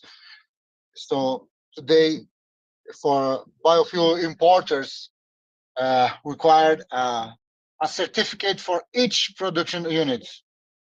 An idea is to have pre-habilitation of foreign biofuels. And importers will only require one certification because they wouldn't require new certification for each production unit. They could choose, for example, the most efficient units and establish the certification with these foreign units. The idea is to have this pre-qualification of foreign biofuels producers, speed up updates of fuels and data of RenovaCalc, because as 802 of CNFP is in the annex of the resolution, it needs to go through all the process of review of the resolution. In this case, the annex of the resolution has all the fuels and data of RenovaCalc. So if we need to change the carbon intensity of replacement fossil fuel like gasoline or diesel, we need to review and update the resolution, go through a public consultation, and then be able to change. If there's any document that is outside of the resolution, we don't need to go through all of this bureaucratic process. It could be a technical report with approval of the directors, board of directors. Another issue is better definition of eligibility criteria of foreign producers. We want to improve these definitions for this eligibility criteria. They're very well defined for national producers, but we're assessing how we're going to do it for foreign producers. Review the typical values and regionalization of typical data in RenovaCalc. And this means that today we have national-wide data. And what we want to do is to have region-wide data. So we're working together with Embrapa to change the data in RenovaCalc. Another issue is the change of rules for certification of new plants that just entered into operation. We see that the rule that we have today is harmful for some of the power plants that enter in operation the second semester. They need to wait for almost more than 1 year to request the certification of RenovaBio to have data to fill in the RenovaCalc. Inclusion of penalties for inspection companies and power plants. This is very important, especially for hydrogen certification, because we really need to anticipate what are the several penalties to be applied, both for regulated agents, which are the producers and of biofuels, and inspection agencies as well. Next issue is the detailing of rules to compose the audit teams of inspection companies. This is something that we needed some improvement. Forecast of transfer of ownership of the certificate. Forecast for procedure for changes of route and cases. So, for example, there's a plant which is the change from sugarcane to sugarcane and corn ethanol. So it's a flex power plant. So it needs to go through new approval of the board of directors to approve this change. Inclusion of procedures related to the grain custody chain. We need all the grain custody chains to be included in Resolution 758 as well. So we need to improve as well the RenovaCalc spreadsheet. We need to update it consistently. And the annex of the resolution mentions that we need to review the resolution as a whole to change. And what are the main improvements that we're working with at the moment? Inclusion of sugarcane mallets and in the E1J route, inclusion of railway in the corn ethanol, development of RenovaCalc for the new ethanol route from soy molasses, also for RenovaBio, capture of carbon that is going to award units that have negative emissions. This is already foreseen in the law. Inclusion of new biofuels and new routes, such as we mentioned, for example. So with this, I'll wrap up my presentation. I'm available here to clear any doubts. I'd like to invite Alex Medeiros, my colleague at ANP, to talk a little bit about what we discussed regarding hydrogen. Thank you, Zeca. Thank you, Maria. I think, Alex, the floor is yours. Good morning, Maria, José, everyone. I'd like to thank you for the invitation to be part here of the seminar. I'm going to share my screen as well. Please let me know if you can see it. Just give me a second.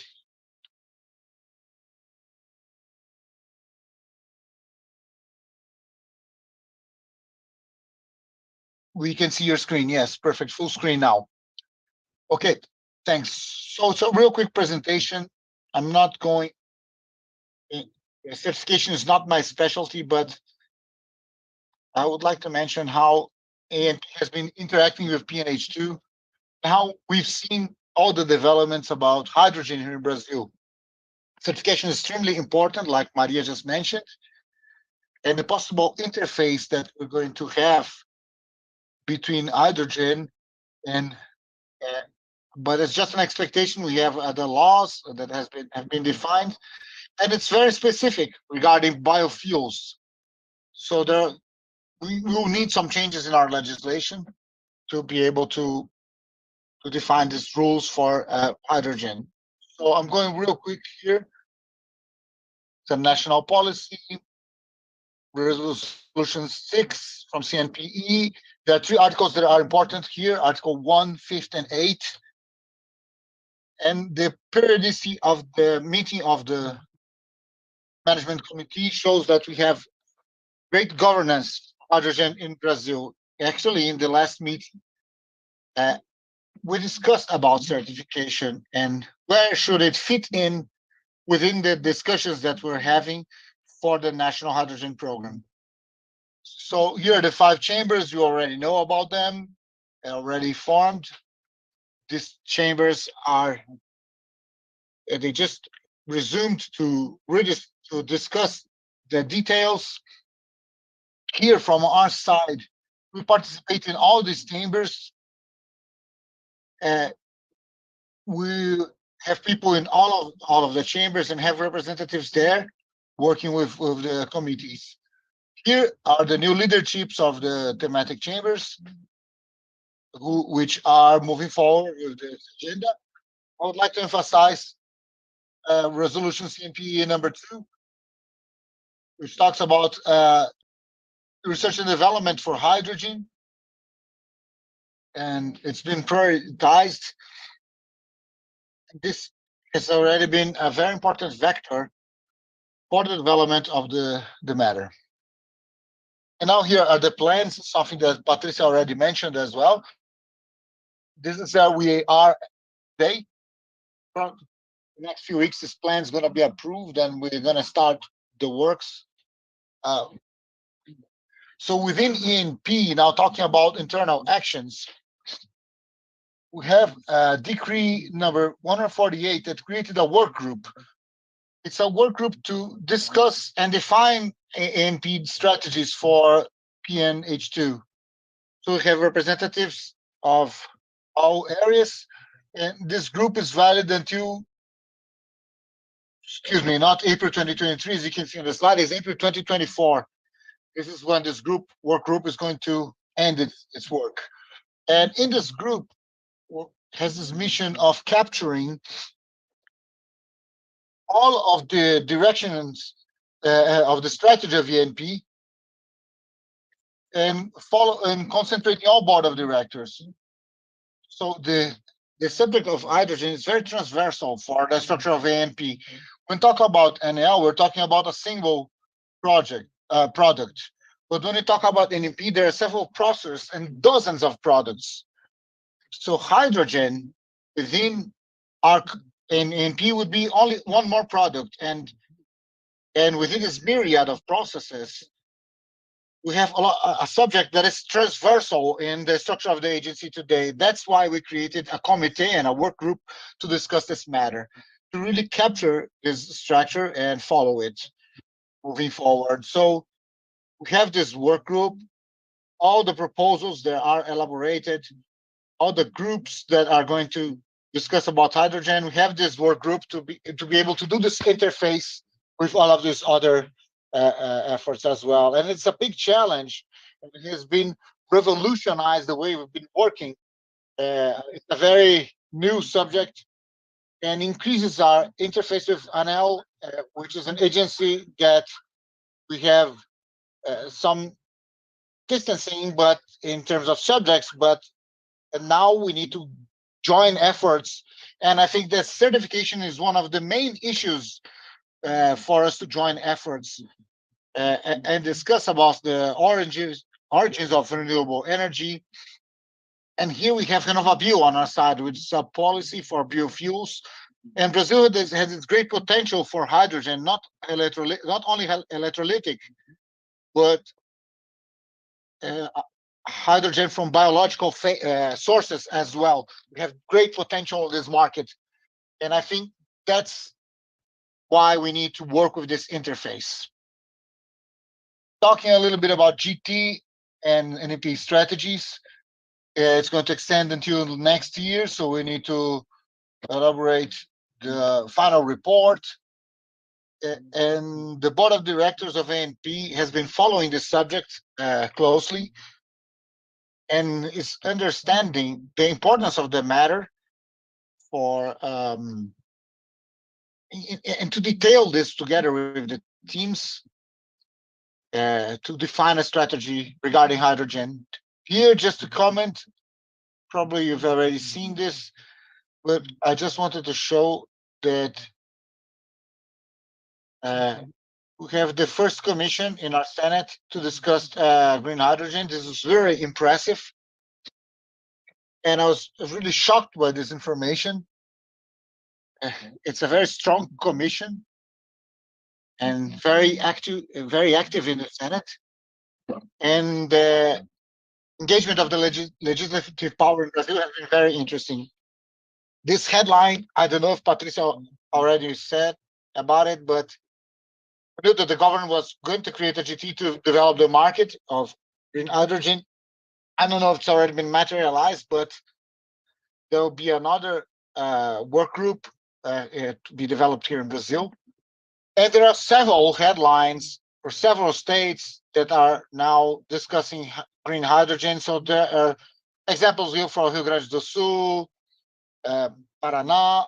Basically, every state in Brazil has a strategy for hydrogen. And when we talk about certification, it's important to mention that that all the states are worried and engaged. And what we've seen here in Brazil is something that we've seen around the world. Everybody's creating their own strategy. There's their hydrogen plans, and certification requires greater homogenization, requires a single forum to discuss this, to reach an agreement about the whole matter.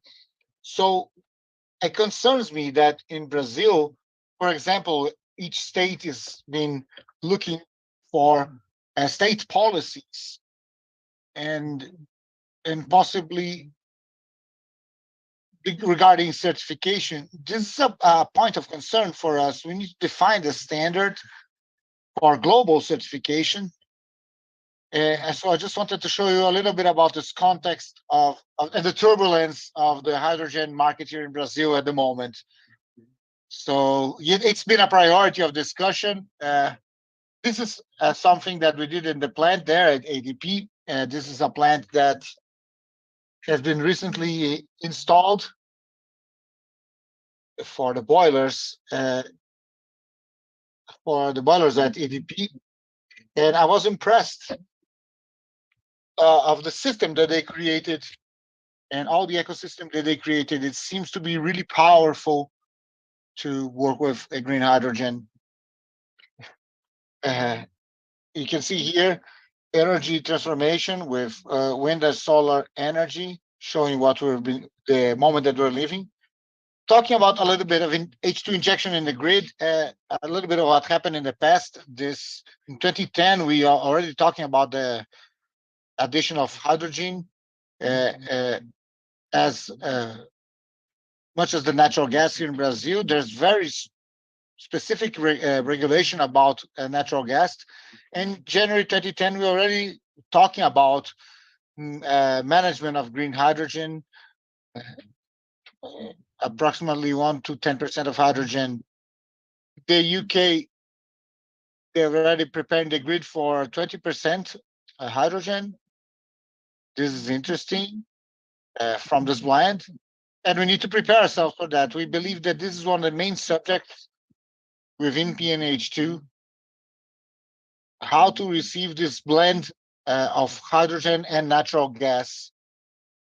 It's been calling the attention of the entire NEP. Here are a few rules that we already have of the European standard. There are some ISO standards as well that are very well detailed. And if I'm not mistaken, Committee 197 from ISO has been working in a certification project as well. And it would be interesting to keep an eye on this group from ISO, because they really have dozens of standards, dozens of projects regarding hydrogen, and social environmental certification would be one of the candidates to be discussed by this group. The good thing about ISO is that they're a global agency. Basically, every country adheres to ISO, and we can address this issue of certification in a more organized fashion. I'm mentioning here the European standards because they have been developing these rules by themselves. And the problem is that Brazil doesn't have such rules and standards regarding hydrogen transportation, regarding quality and supply. It's another matter discussed by ANP. This must be discussed 100% by ANP. We're going to specify hydrogen, create rules for the supply and fueling of this vehicle. So there's a lot of subjects that we need to discuss to move forward with the hydrogen matter. Here's our only standard, the specification of hydrogen. It does not apply, and it's clear in the title. It's not apply to, it's only for industrial purposes.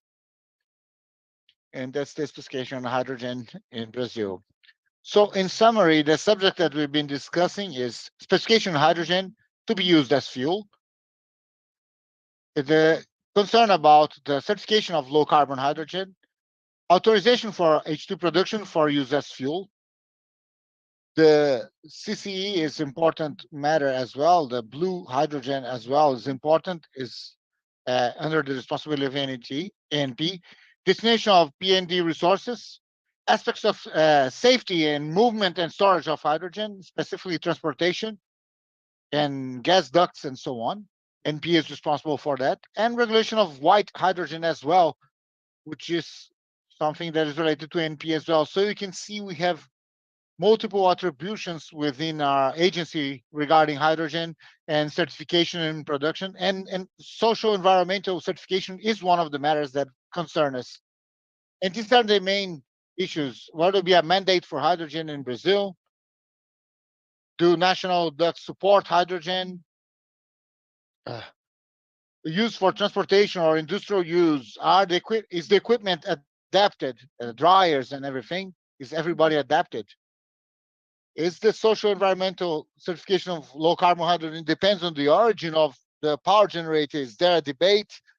And specifically, I have enough of a view, but we don't have this matter we discussed in our law, and this is a discussion that is going to happen if this law is approved. And this is a long discussion. And in case of electric power, we have a lot of subsides, and Brazil is already its own perspectives, right?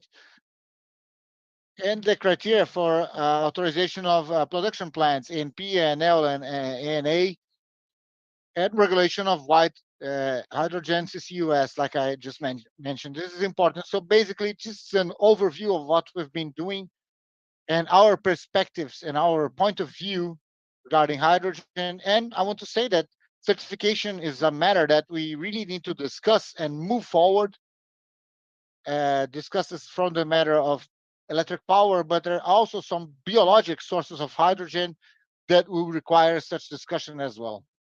So that's my message. I would like to thank you all for your attention and for the invitation to be here. Thank you. So thank you, Alex. It's great to see you show what ENP has been doing and how much ENP is aware of the hydrogen chain and where they're going to be able to act, and also map the areas that require decision to be taken to have an efficient regulation. Thank you for your.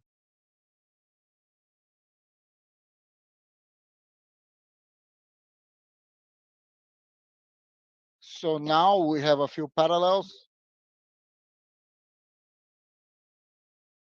It's really good to know this. The experience from Bonsucro as national certification.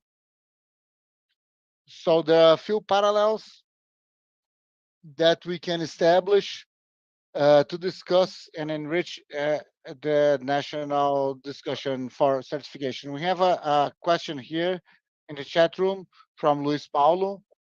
He congratulates you on the presentation, and he's asking, thinking about a complete life cycle of hydrogen production and biofuels as well. If it's possible to obtain as certificates of efficient fertilizer production. Is it possible, Maria, to obtain a certificate for efficient fertilizer production? Not yet, but is this something that is being studied? Is it something that is demanded by the market? How do you see this? Yeah, we've seen some demand for a company, but the study didn't move forward. So you need to know that if you understand that the study is required, we're open to discuss this matter for sure. Okay, perfect. Thank you. And I would like to reinforce that all the questions sent in the chat room, we're going to go now to our panel. It's very interesting, so I'd like to invite all the speakers who have contributed to open their cameras so that can we start this panel. We'll have approximately 30 minutes to address several of the questions that have been sent here. There's still time to send your question. So I'd like to invite to work here at our panel, Giovanni Machado, Director of APE. Please remain here, Maria and Alex from ENP. I would like to invite Ricardo Gedra as well from the CCEE. And also Milenko Matosic from DENA. So I'm going to get the questions that came here in the chat room. So I'd like to first ask a wider question here that is addressed to everyone. I'd like to invite Patricia Costa as well. Please remain with us as well. Thank you, Patricia, for staying here. Please welcome to our panel. A question that came here from Carlos Peixoto is, what are the main obstacles at an institutional level to harmonize the international certification of hydrogen standards? So initially, I'm going to ask this to Giovanni, but I'd like to hear from everyone who would like to contribute as well. So Giovanni, can you hear us? Yes, I can hear you really well. Zeca, first, good morning, everyone. I'd like to thank the invitation to be here and participate of this event. And also the question from my friend, Carlos Peixoto.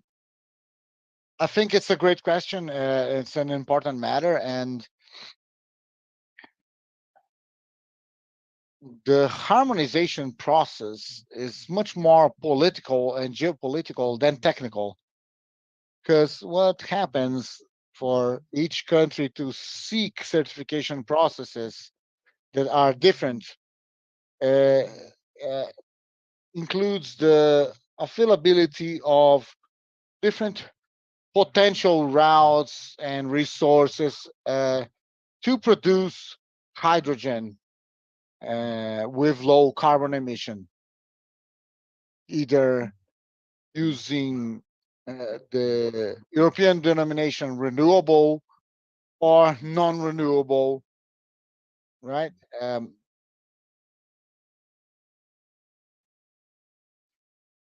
So to form a global market, you really need to harmonize the rules. We have seen several conflicts, even within Europe, between countries with different potentials and interests, and even some convergences due to some negotiations. So recently, probably Milenko can discuss that as well, but recently Germany signed with Norway an agreement for a hydrogen duct, which is to speed up the process. And initially it starts with blue hydrogen. And then as the renewable hydrogen is becoming more available in Norway and more competitive in Norway as well, then the infrastructure is going to be used. And of course, this speeds up the development of the infrastructure and increase competitiveness of the volumes. So this is something that we see. And although there's a big concern with greatest focus on renewable hydrogen in Germany, we have the reality, right? And currently, they're using more coal and required because there was no gas because of the geopolitical conjuncture that dependent from natural gas from gas ducts from Russia, and with the conflict between Russia and Ukraine, this created some complexity to supply the market.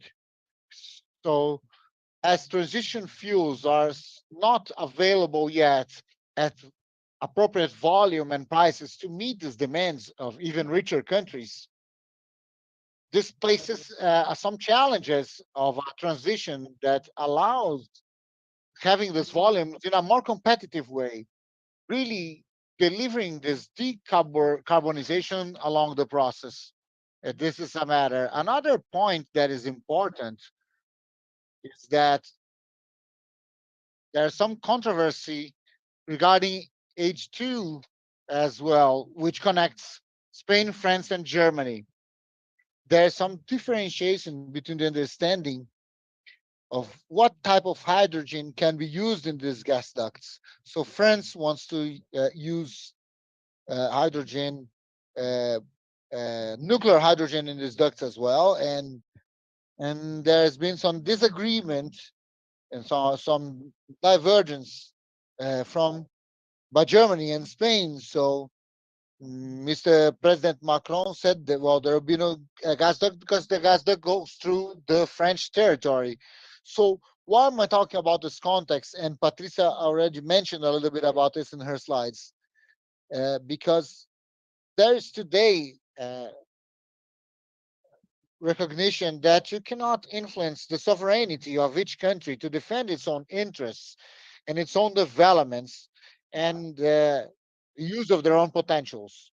So it's virtually improbable to be able to form a harmonized international standard if this certification is not encompassing enough to include this different geopolitical and interests. So this is the efforts that has been done by EPHE together with ESO and with the International Energy Agency to create a minimum set of characteristics that really allows at least to have the interoperation between the different certification schemes, right? So here in Brazil, we're comfortable because we always defended that we need a more encompassing and more flexible approach. And now the international discussion is going to what we've been defending for the last 3 or 4 years. So I think this is a matter that is essential. And to have this definition of an international standard, we really need to focus on what is essential, which is decarbonization, and accommodate the different interests of different economic agents and countries involved. Otherwise, what we're going to have is a lot of difficulties to converge to form a global market for hydrogen, but also in the future, there will be a growing process of controversies in the worldwide Trade Commission because of the use of the GATT article.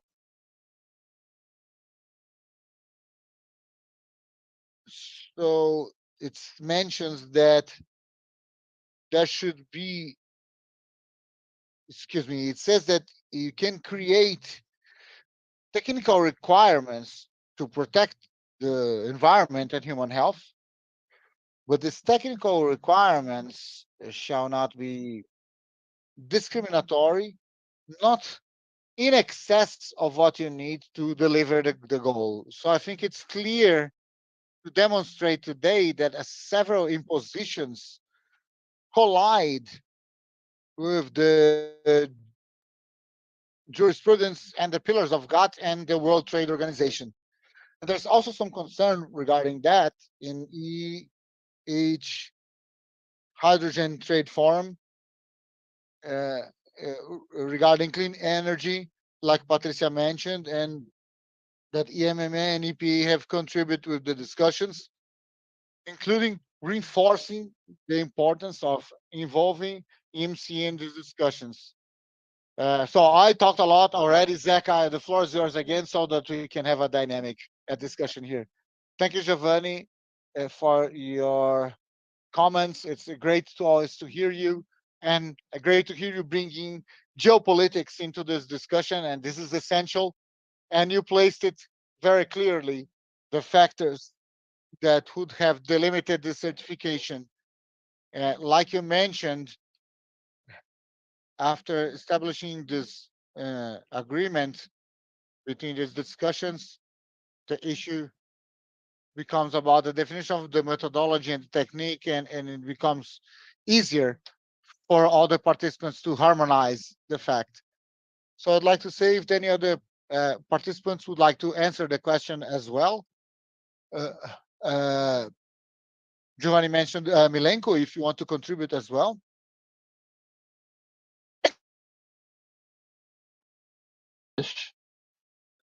Yeah. All right. Can you hear me? All right. Yeah. So, like Giovanni just mentioned, this certification process for green hydrogen, he mentioned it's more a political issue than a technical one, and I agree with that.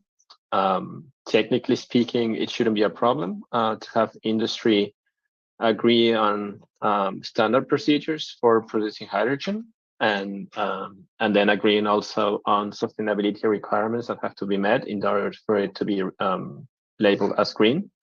But that is especially linked with the energy policy from each country or region, like the EU.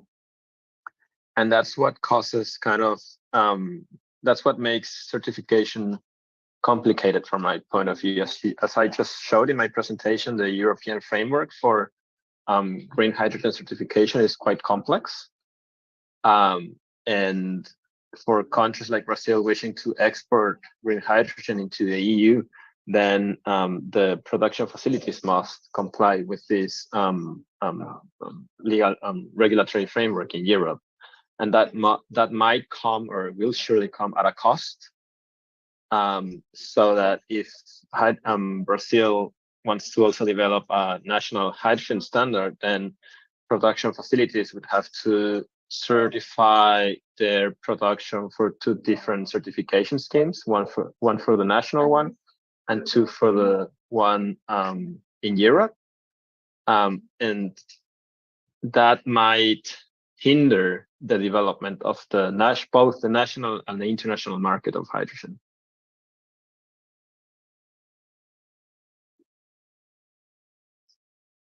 Okay, Zeca. Zeca, can I just make a comment? I think that the main point is what Giovanni just mentioned. Geopolitics is the main thing. Just to enrich the discussion here, I'm going to bring something else that is complementary under another perspective, that certification, any certification, is a process of trust. The companies do their demonstrations, their financial results, and submit to certification of this 4 or 5 great large companies to bring this level of trust. I think this is the main subject here. And I'm not talking about hydrogen, talking about other certifications, about ISO 9000 and several others. These are very mature processes. But what we're talking here is a process that hydrogen exists for decades. What is production with low emission and certified is a recent project, low maturity process. So that's the main obstacle. And what we need to evolve is the maturity. And how can we do it? Establishing governance, like Milenko just mentioned in his presentation, defining standards. There's a harmonization. There's companies that follow requirements that are appropriate and traceable, a unique database, like mentioned. So these are the few elements that need to move forward that are not well established. There are obstacles today, but can improve and increase the maturity and then implement a good harmonization in the market. Thank you for Ricardo, for your comments. Any colleagues from ANP would like to mention about this aspect? We have a few other questions as well. So please feel free if you want to contribute, or if we can move forward for the next question.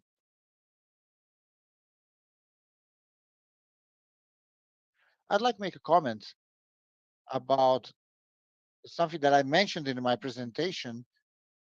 We had focused about the electrolytic route, and this concerns me a little bit because other regions in the world have great potential, like Brazil. So we need to move forward internally and open a global debate as well for these other routes to bring them to the discussion table as well, and remind you that there's a technical level of discussion, but the geopolitics also plays an important role. So there are other groups related to biofuels as well. So it's a very delicate process that we need to take a look, take much care to analyze and make it as encompassing as possible.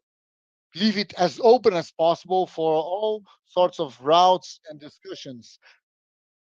I don't think we need to protect one side or the other. We need to decarbonize the production, and I think this is the main subject, main important. So I just would like to raise this concern. We're a little bit delayed with the discussion of other routes, and we really need to start discussing about them and addressing them.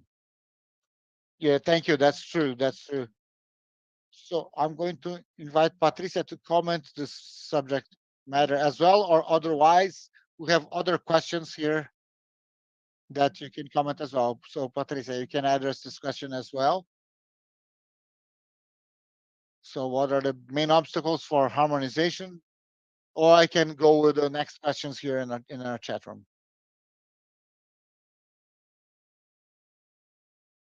I have some background noise here. If you can move forward, then I can comment later, please. Thank you.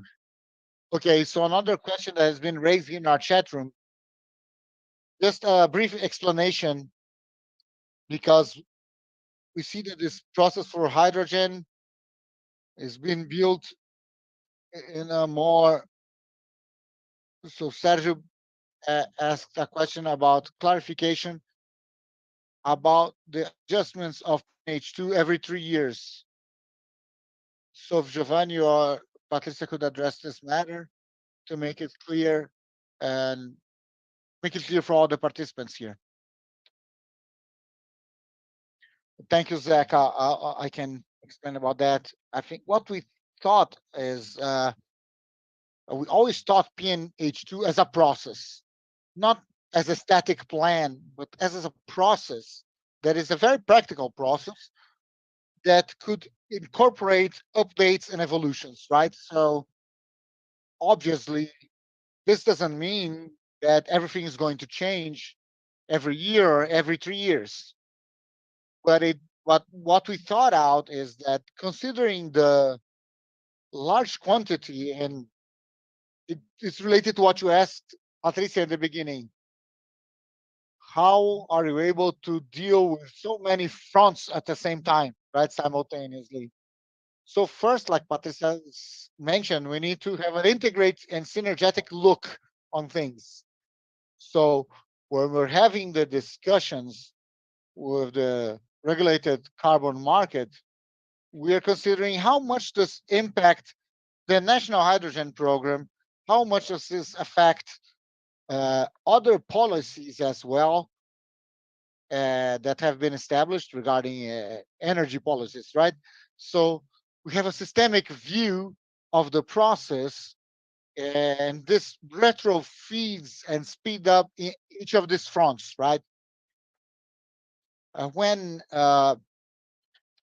So when we defined the 3-year plan, we wanted to phase each step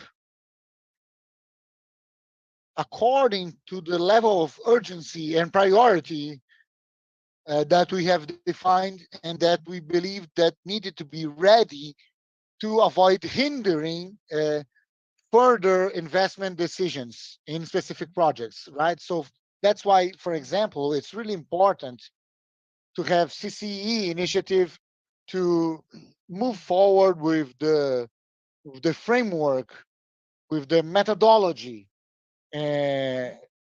specifically the international methodology for, like Ricardo Gedra mentioned, with different projects with focusing on importing to Europe. So we need to meet the European standards. So the fact of having here in Brazil of an offer that will facilitate this projects here in Brazil is also that speeds up a little bit the process of short-term necessities. So our work is, we've been phasing over time things that had the greatest urgency.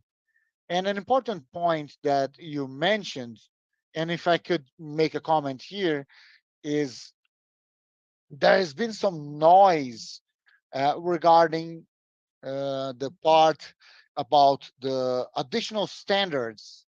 So people think that it's too far ahead of us. But what happened is right at the beginning, like Patricia mentioned, there's already a proposal for a definition of low carbon hydrogen and a proposed framework of what really needs to be structured in terms of certification. But since one of the principles is international harmonization, and we have been discussing this for long and following the EPHE and ESO and National Energy Agency discussions, we placed this process in our timeline in a way that we could appropriate ourselves of the results of the discussions that we've been seeing regarding with all of these agencies. And we have some deadline for harmonization and internationalization of standards. So when you have the ABNT standard, for example, of MP resolutions, for examples, or ANEL resolutions, they refer to international standards and national standards. And we need some time to be able to discuss the appropriate translation of all the terms, the changes that are required with adaptation, for example, temperature that affects efficiency of equipment, and I'm talking a more general way about different standards here, but the fact is that, so we don't want to get ahead of ourselves.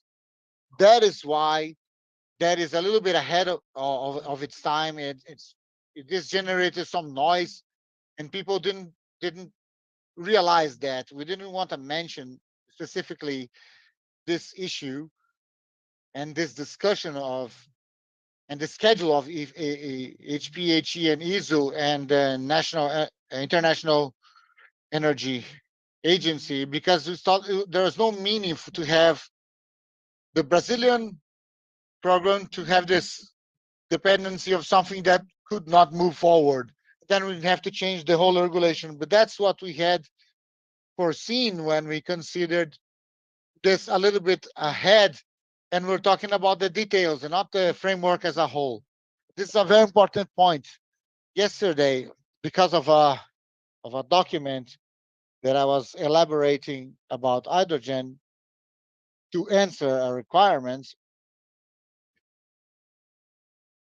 I checked and I wanted to quote specifically the issue of United States, and the part that has already been defined here in the end of 2022 is the general framework, which says that the details was going to be until 2025, which is exactly what we did, as we did before.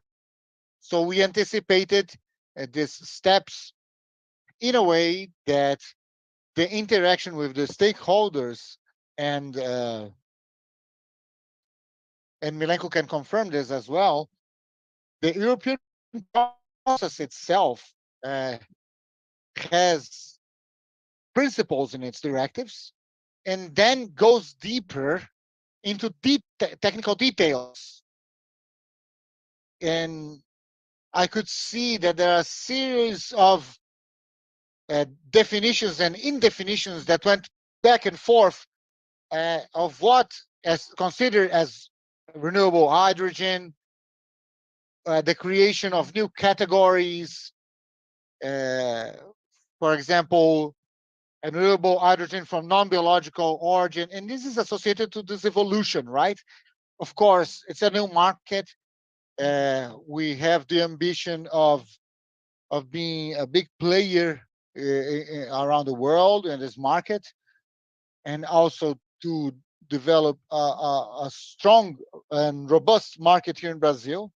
So this creates some anxiety, some expectations, but actually the deadlines are set by the reality of things, right? If you have developed any market, you know this, right? You know that the processes, they first need to be defined about principles and the concepts, and then as you move forward, you detail the technical side of things, and you need to articulate with others, because making this on your own doesn't work. So you need to look at international organizations, but you need to consider geopolitical aspects. So it's a process that is a construct. No global market design came to be in just a few days, right? Or a few months or a few years. This is a process that needs to be constructed with time. And as you move forward, some specific issues arise and you need to face them, right?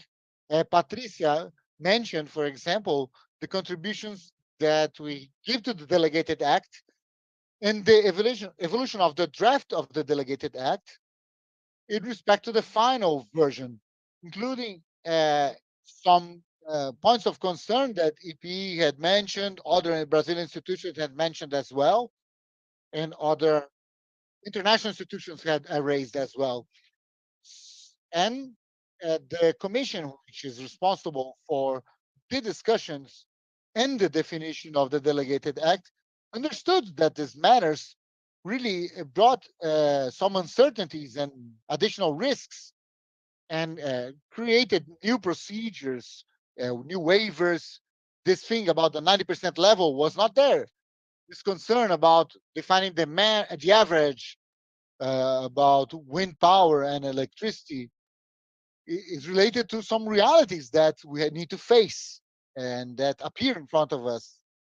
So for a regulation with 1 year, for a PPE with 10 years, you bring some risks about weather events that are uncontrolled. So how can you incorporate that to have a framework that is robust, that is complex, that delivers stability and previsibility, because these are the main aspects for this market design. So these difficulties of building this market, of designing this market, is not exclusive for our country, right? It's for other countries as well. Yes, yes, this is our complex that we have here in Brazil, right? So I'd like to uh, develop on what you're saying, Giovanni, to bring this question to the panel and for all the speakers. We talked a lot about international harmonization, but we're talking about national development. And the question that I would like to ask, I would start with Ricardo, how to develop the national certification and contribute to the international harmonization regarding hydrogen certification. Giovanni brought a few comments and contributions that we as Brazilians, as institution, identified here in our country. But I'd like to hear a little bit for those who are working with the national certification and the daily routine, like Ricardo Gedra, and bring a little bit about the discussion about this question. Ricardo? Thanks for the question, Zeka. Well, there's a production chain that's extensive for hydrogen production, especially including all the routes that we have here. Brazil has a lot of resources to use, not only electrolysis, but other routes as well, like biomass, for example. And that's why it's essential to hear the participants, all the representatives of the whole production chain. So for the several routes, those who produce the energy resources, either the radio mass or electricity, those who produce the hydrogen, those who transport the hydrogen, academy, who brings a lot of knowledge regarding these aspects, all the institutions and associations. So it's essential to have all of these participants to build this market. And this has been some experience that we've been able to do and meet the interests of the whole country. We need to really include the diversity of resources and of sectors that we have in our country. I think this is an essential point. And bringing this to international forums, and because this can collaborate and be synergistic with other countries. We have a lot of biomass, many countries don't, but there are other countries that do. So there are other countries who have the same characteristics, and there's no sense in segmentation, because we're going to have a more expensive product for everyone. I think this is my contribution regarding being able to develop something that meets the requirements here in our country, but bring and contribute with the harmonization internationally. Great. Colleagues from ANP would like to comment as well with this reflection.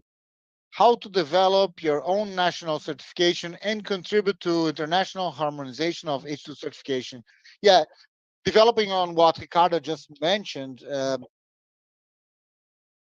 in the beginning of RenovaBio, when we were working with the regulation 758, which has been presented today, to develop the certification process, what we did is, since we wanted to hear all the agencies, the agents in the chain, we promoted, I don't know if you already heard about it, we promoted RenovaBio Itinerante, which is, we have a partnership with all the association of producers of biofuels, so that in several regions of the country, we had contact with the several agents involved, either producers or inspection companies who had already acted in this market, with some sort of audits in the plants. And this was really interesting because it motivated not only the biofuel producers to contribute to the RenovaBio certification process, but also the inspection companies as well.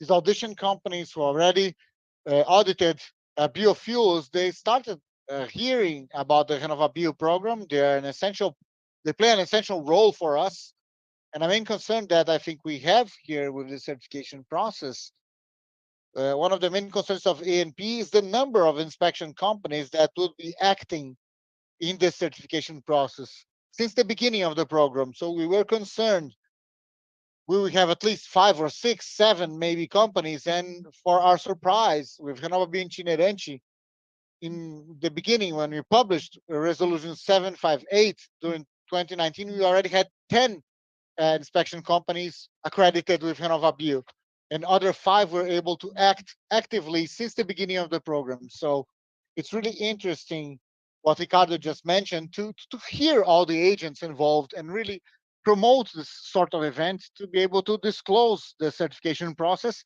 even if it's still ongoing, but then we can get ideas from different places and find solutions to clear any doubts during the development process. Perfect. Thank you. Milenko, would you like to comment about this question as well?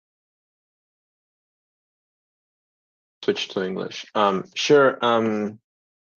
I think the main problem with having an international standard is that already some countries and regions started working on their own national standard, and most of the times those standards are compliant with the regulatory framework in the country.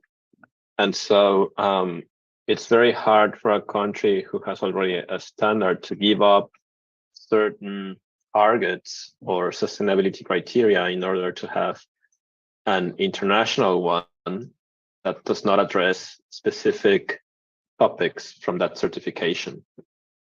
That's one of the results that we saw from a study that we did, where we compared 3 or 4 kind of international standards already available, or trying to make a first attempt having an international standard or a harmonized standard for hydrogen.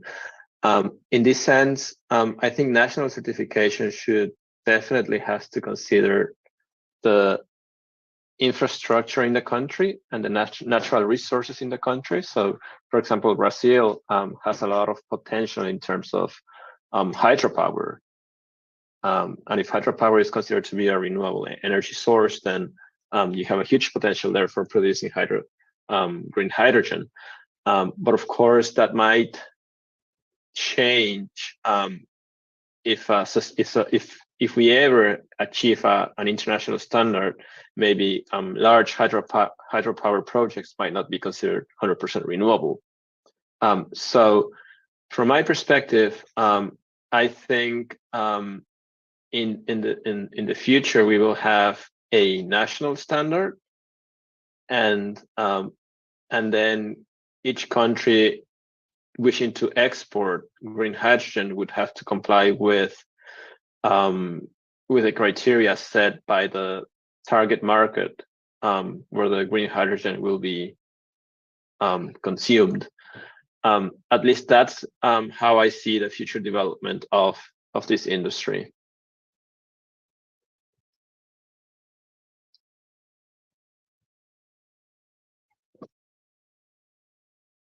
Excuse me.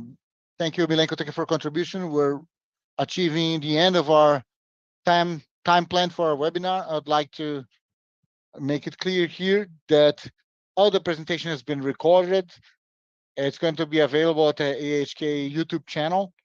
All the presentations have been presented here by the speakers, also gonna be disclosed to the public, and you can access this anytime. I'd like to remind you that the next webinars, in the others, we talked about hydrogen and different types of certification, and CCE certification as well, how to do the simulation, and some of the questions that you asked here in the chat room that were not answered due to time constraints, but many of them you can find your answers in the other episodes of our webinar. And just to wrap up, I'd like to ask all the speakers to make their final considerations regarding the international certification and national certification. really briefly, please. So first of all, our host, Patricia Costa, if you could briefly say your final words. Thank you, Zeca. I'm sorry, there's some renovation work going here near my house. I'd like to thank the participation of everyone and those who are watching us online as well. And thanks for the questions sent, for your active participation. We're able to have a diversified panel here with different institutions and government agencies that are implemented. It's at TATEC for certification. And we can see how things are going on in practice, and also the great discussion with the regulators as well, who assess this synergy with other mechanisms that are implemented. And I like to say that we're implementing, we're going to have next week on the 31st a meeting of the management committee, and we're going to try to approve the 3-year plan, including certification. And in the other next week, on the August 7th, we're going to have 2 p.m. Expanded meeting here at the ministry, and we're going to disclose the plan, and we're going to publish in our website at the today the invitation to participate in this meeting, and I'm gonna send the link so that you can access. Thank you. Giovanni would like to say some final words.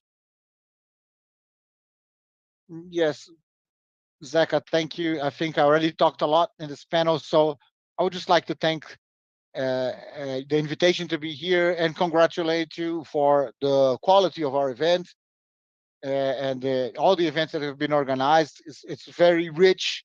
We discussed several aspects, both regarding the international and national sides of things, the European market as well, and both regarding hydrogen certification and certification of the RenovaBio process in itself and the CBIOS process, to show that that's it. Brazil is already has some expertise in certification of other routes, not only electricity. And there's a lot of things that has been structured here in Brazil that needs some updates, of course, some adjustments to accommodate new fuels and that are low carbon, right? And but we're not starting from scratch. We have a wide transmission system that makes it easy to include renewables. Part of the investments have already been done, so probably we don't have repower, for example, but we already made a lot of investments in the past that will make it easier to start this process. We have an installed capacity of different low carbon fuels, biofuels, and so on, and infrastructure and knowledge about this market. And all of this is being considered in the national hydrogen program. So all the synergies are considered. So we're going to be able to really take advantage of the synergy and the infrastructure that is already in place to accelerate the process here in Brazil. Thank you, everyone. Thank you so much. Okay, thank you, Giovanni. Maria and Alex, just your final words. I would like to thank Zeca and other organizers for the event, participation of everyone online, all the questions that have been sent to our chat room. Thank you. And I'm here to say that I'm available if ANP can contribute for hydrogen certification process. Please, you can count on us, and we're here at your disposal to contribute. Thank you. Alex? Thanks, Zeca. Maria's words are the same as mine. We're here to help. And also thank the audience. We've been preparing ourselves as much as possible for the whole new framework, the regulatory framework that has been developed. And we are going into all of these discussions, and certification will be no different, right? We'll be involved with that as well. And I think that it's been said that we are not starting from scratch because we have a great infrastructure here and great knowledge. I believe that this is an interesting model to move forward. Regarding electrolysis, I think the discussion is ongoing and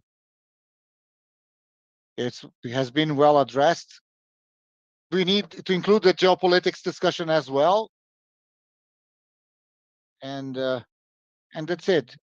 Let you know we're available here if you have any doubts or need to clear anything. We're here at your disposal. Thanks, everyone. Bye-bye. Thanks, Alex. It's been great to see your presentation as well, to see that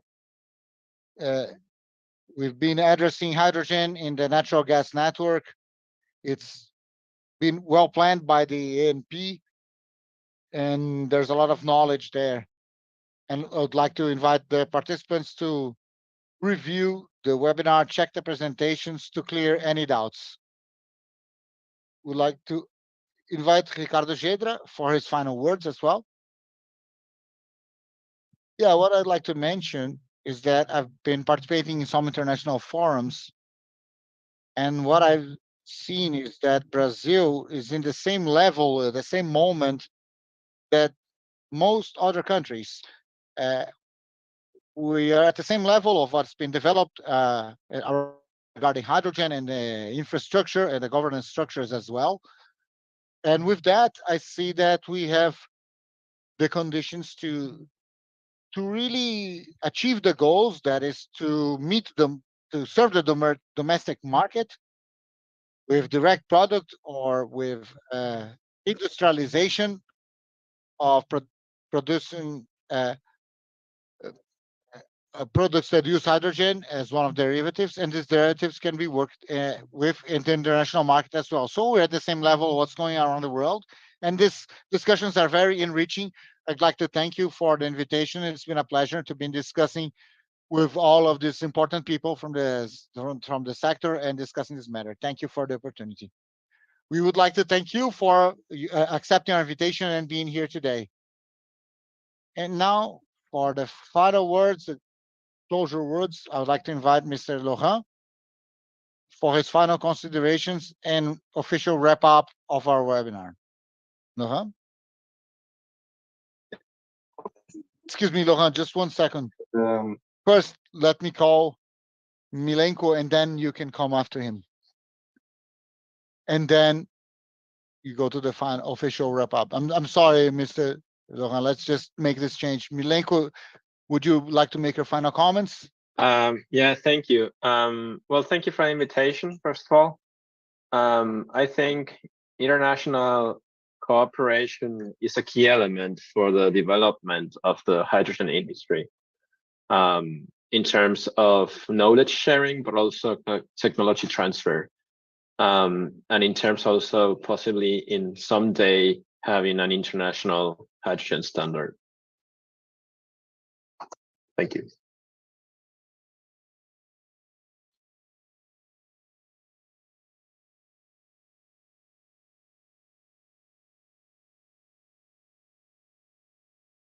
Thanks, Milenko. Now, Laurent, Mr. Laurent, if you would like to make your final comments to wrap up our webinar officially, I'd like to thank everyone for your participation. The floor is yours. Thank you, Zika.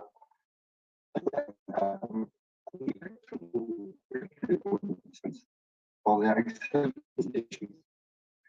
A lot of very relevant questions have been asked. Yes, which in a way is a good.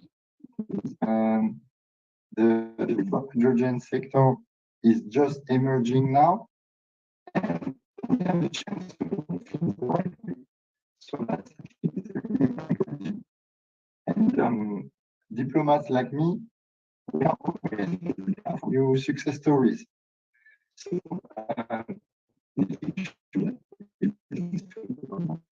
hydrogen in the EU is definitely on our priorities. So last week, the Minister of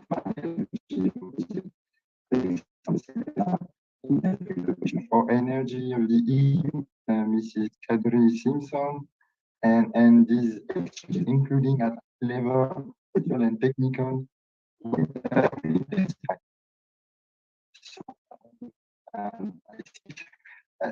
technically there's apparently a problem.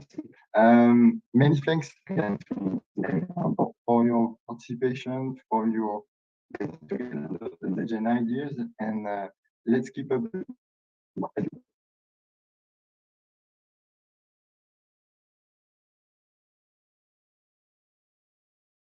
Okay, thank you, Monsieur Laurent, and all the participants who were able to stay until the end.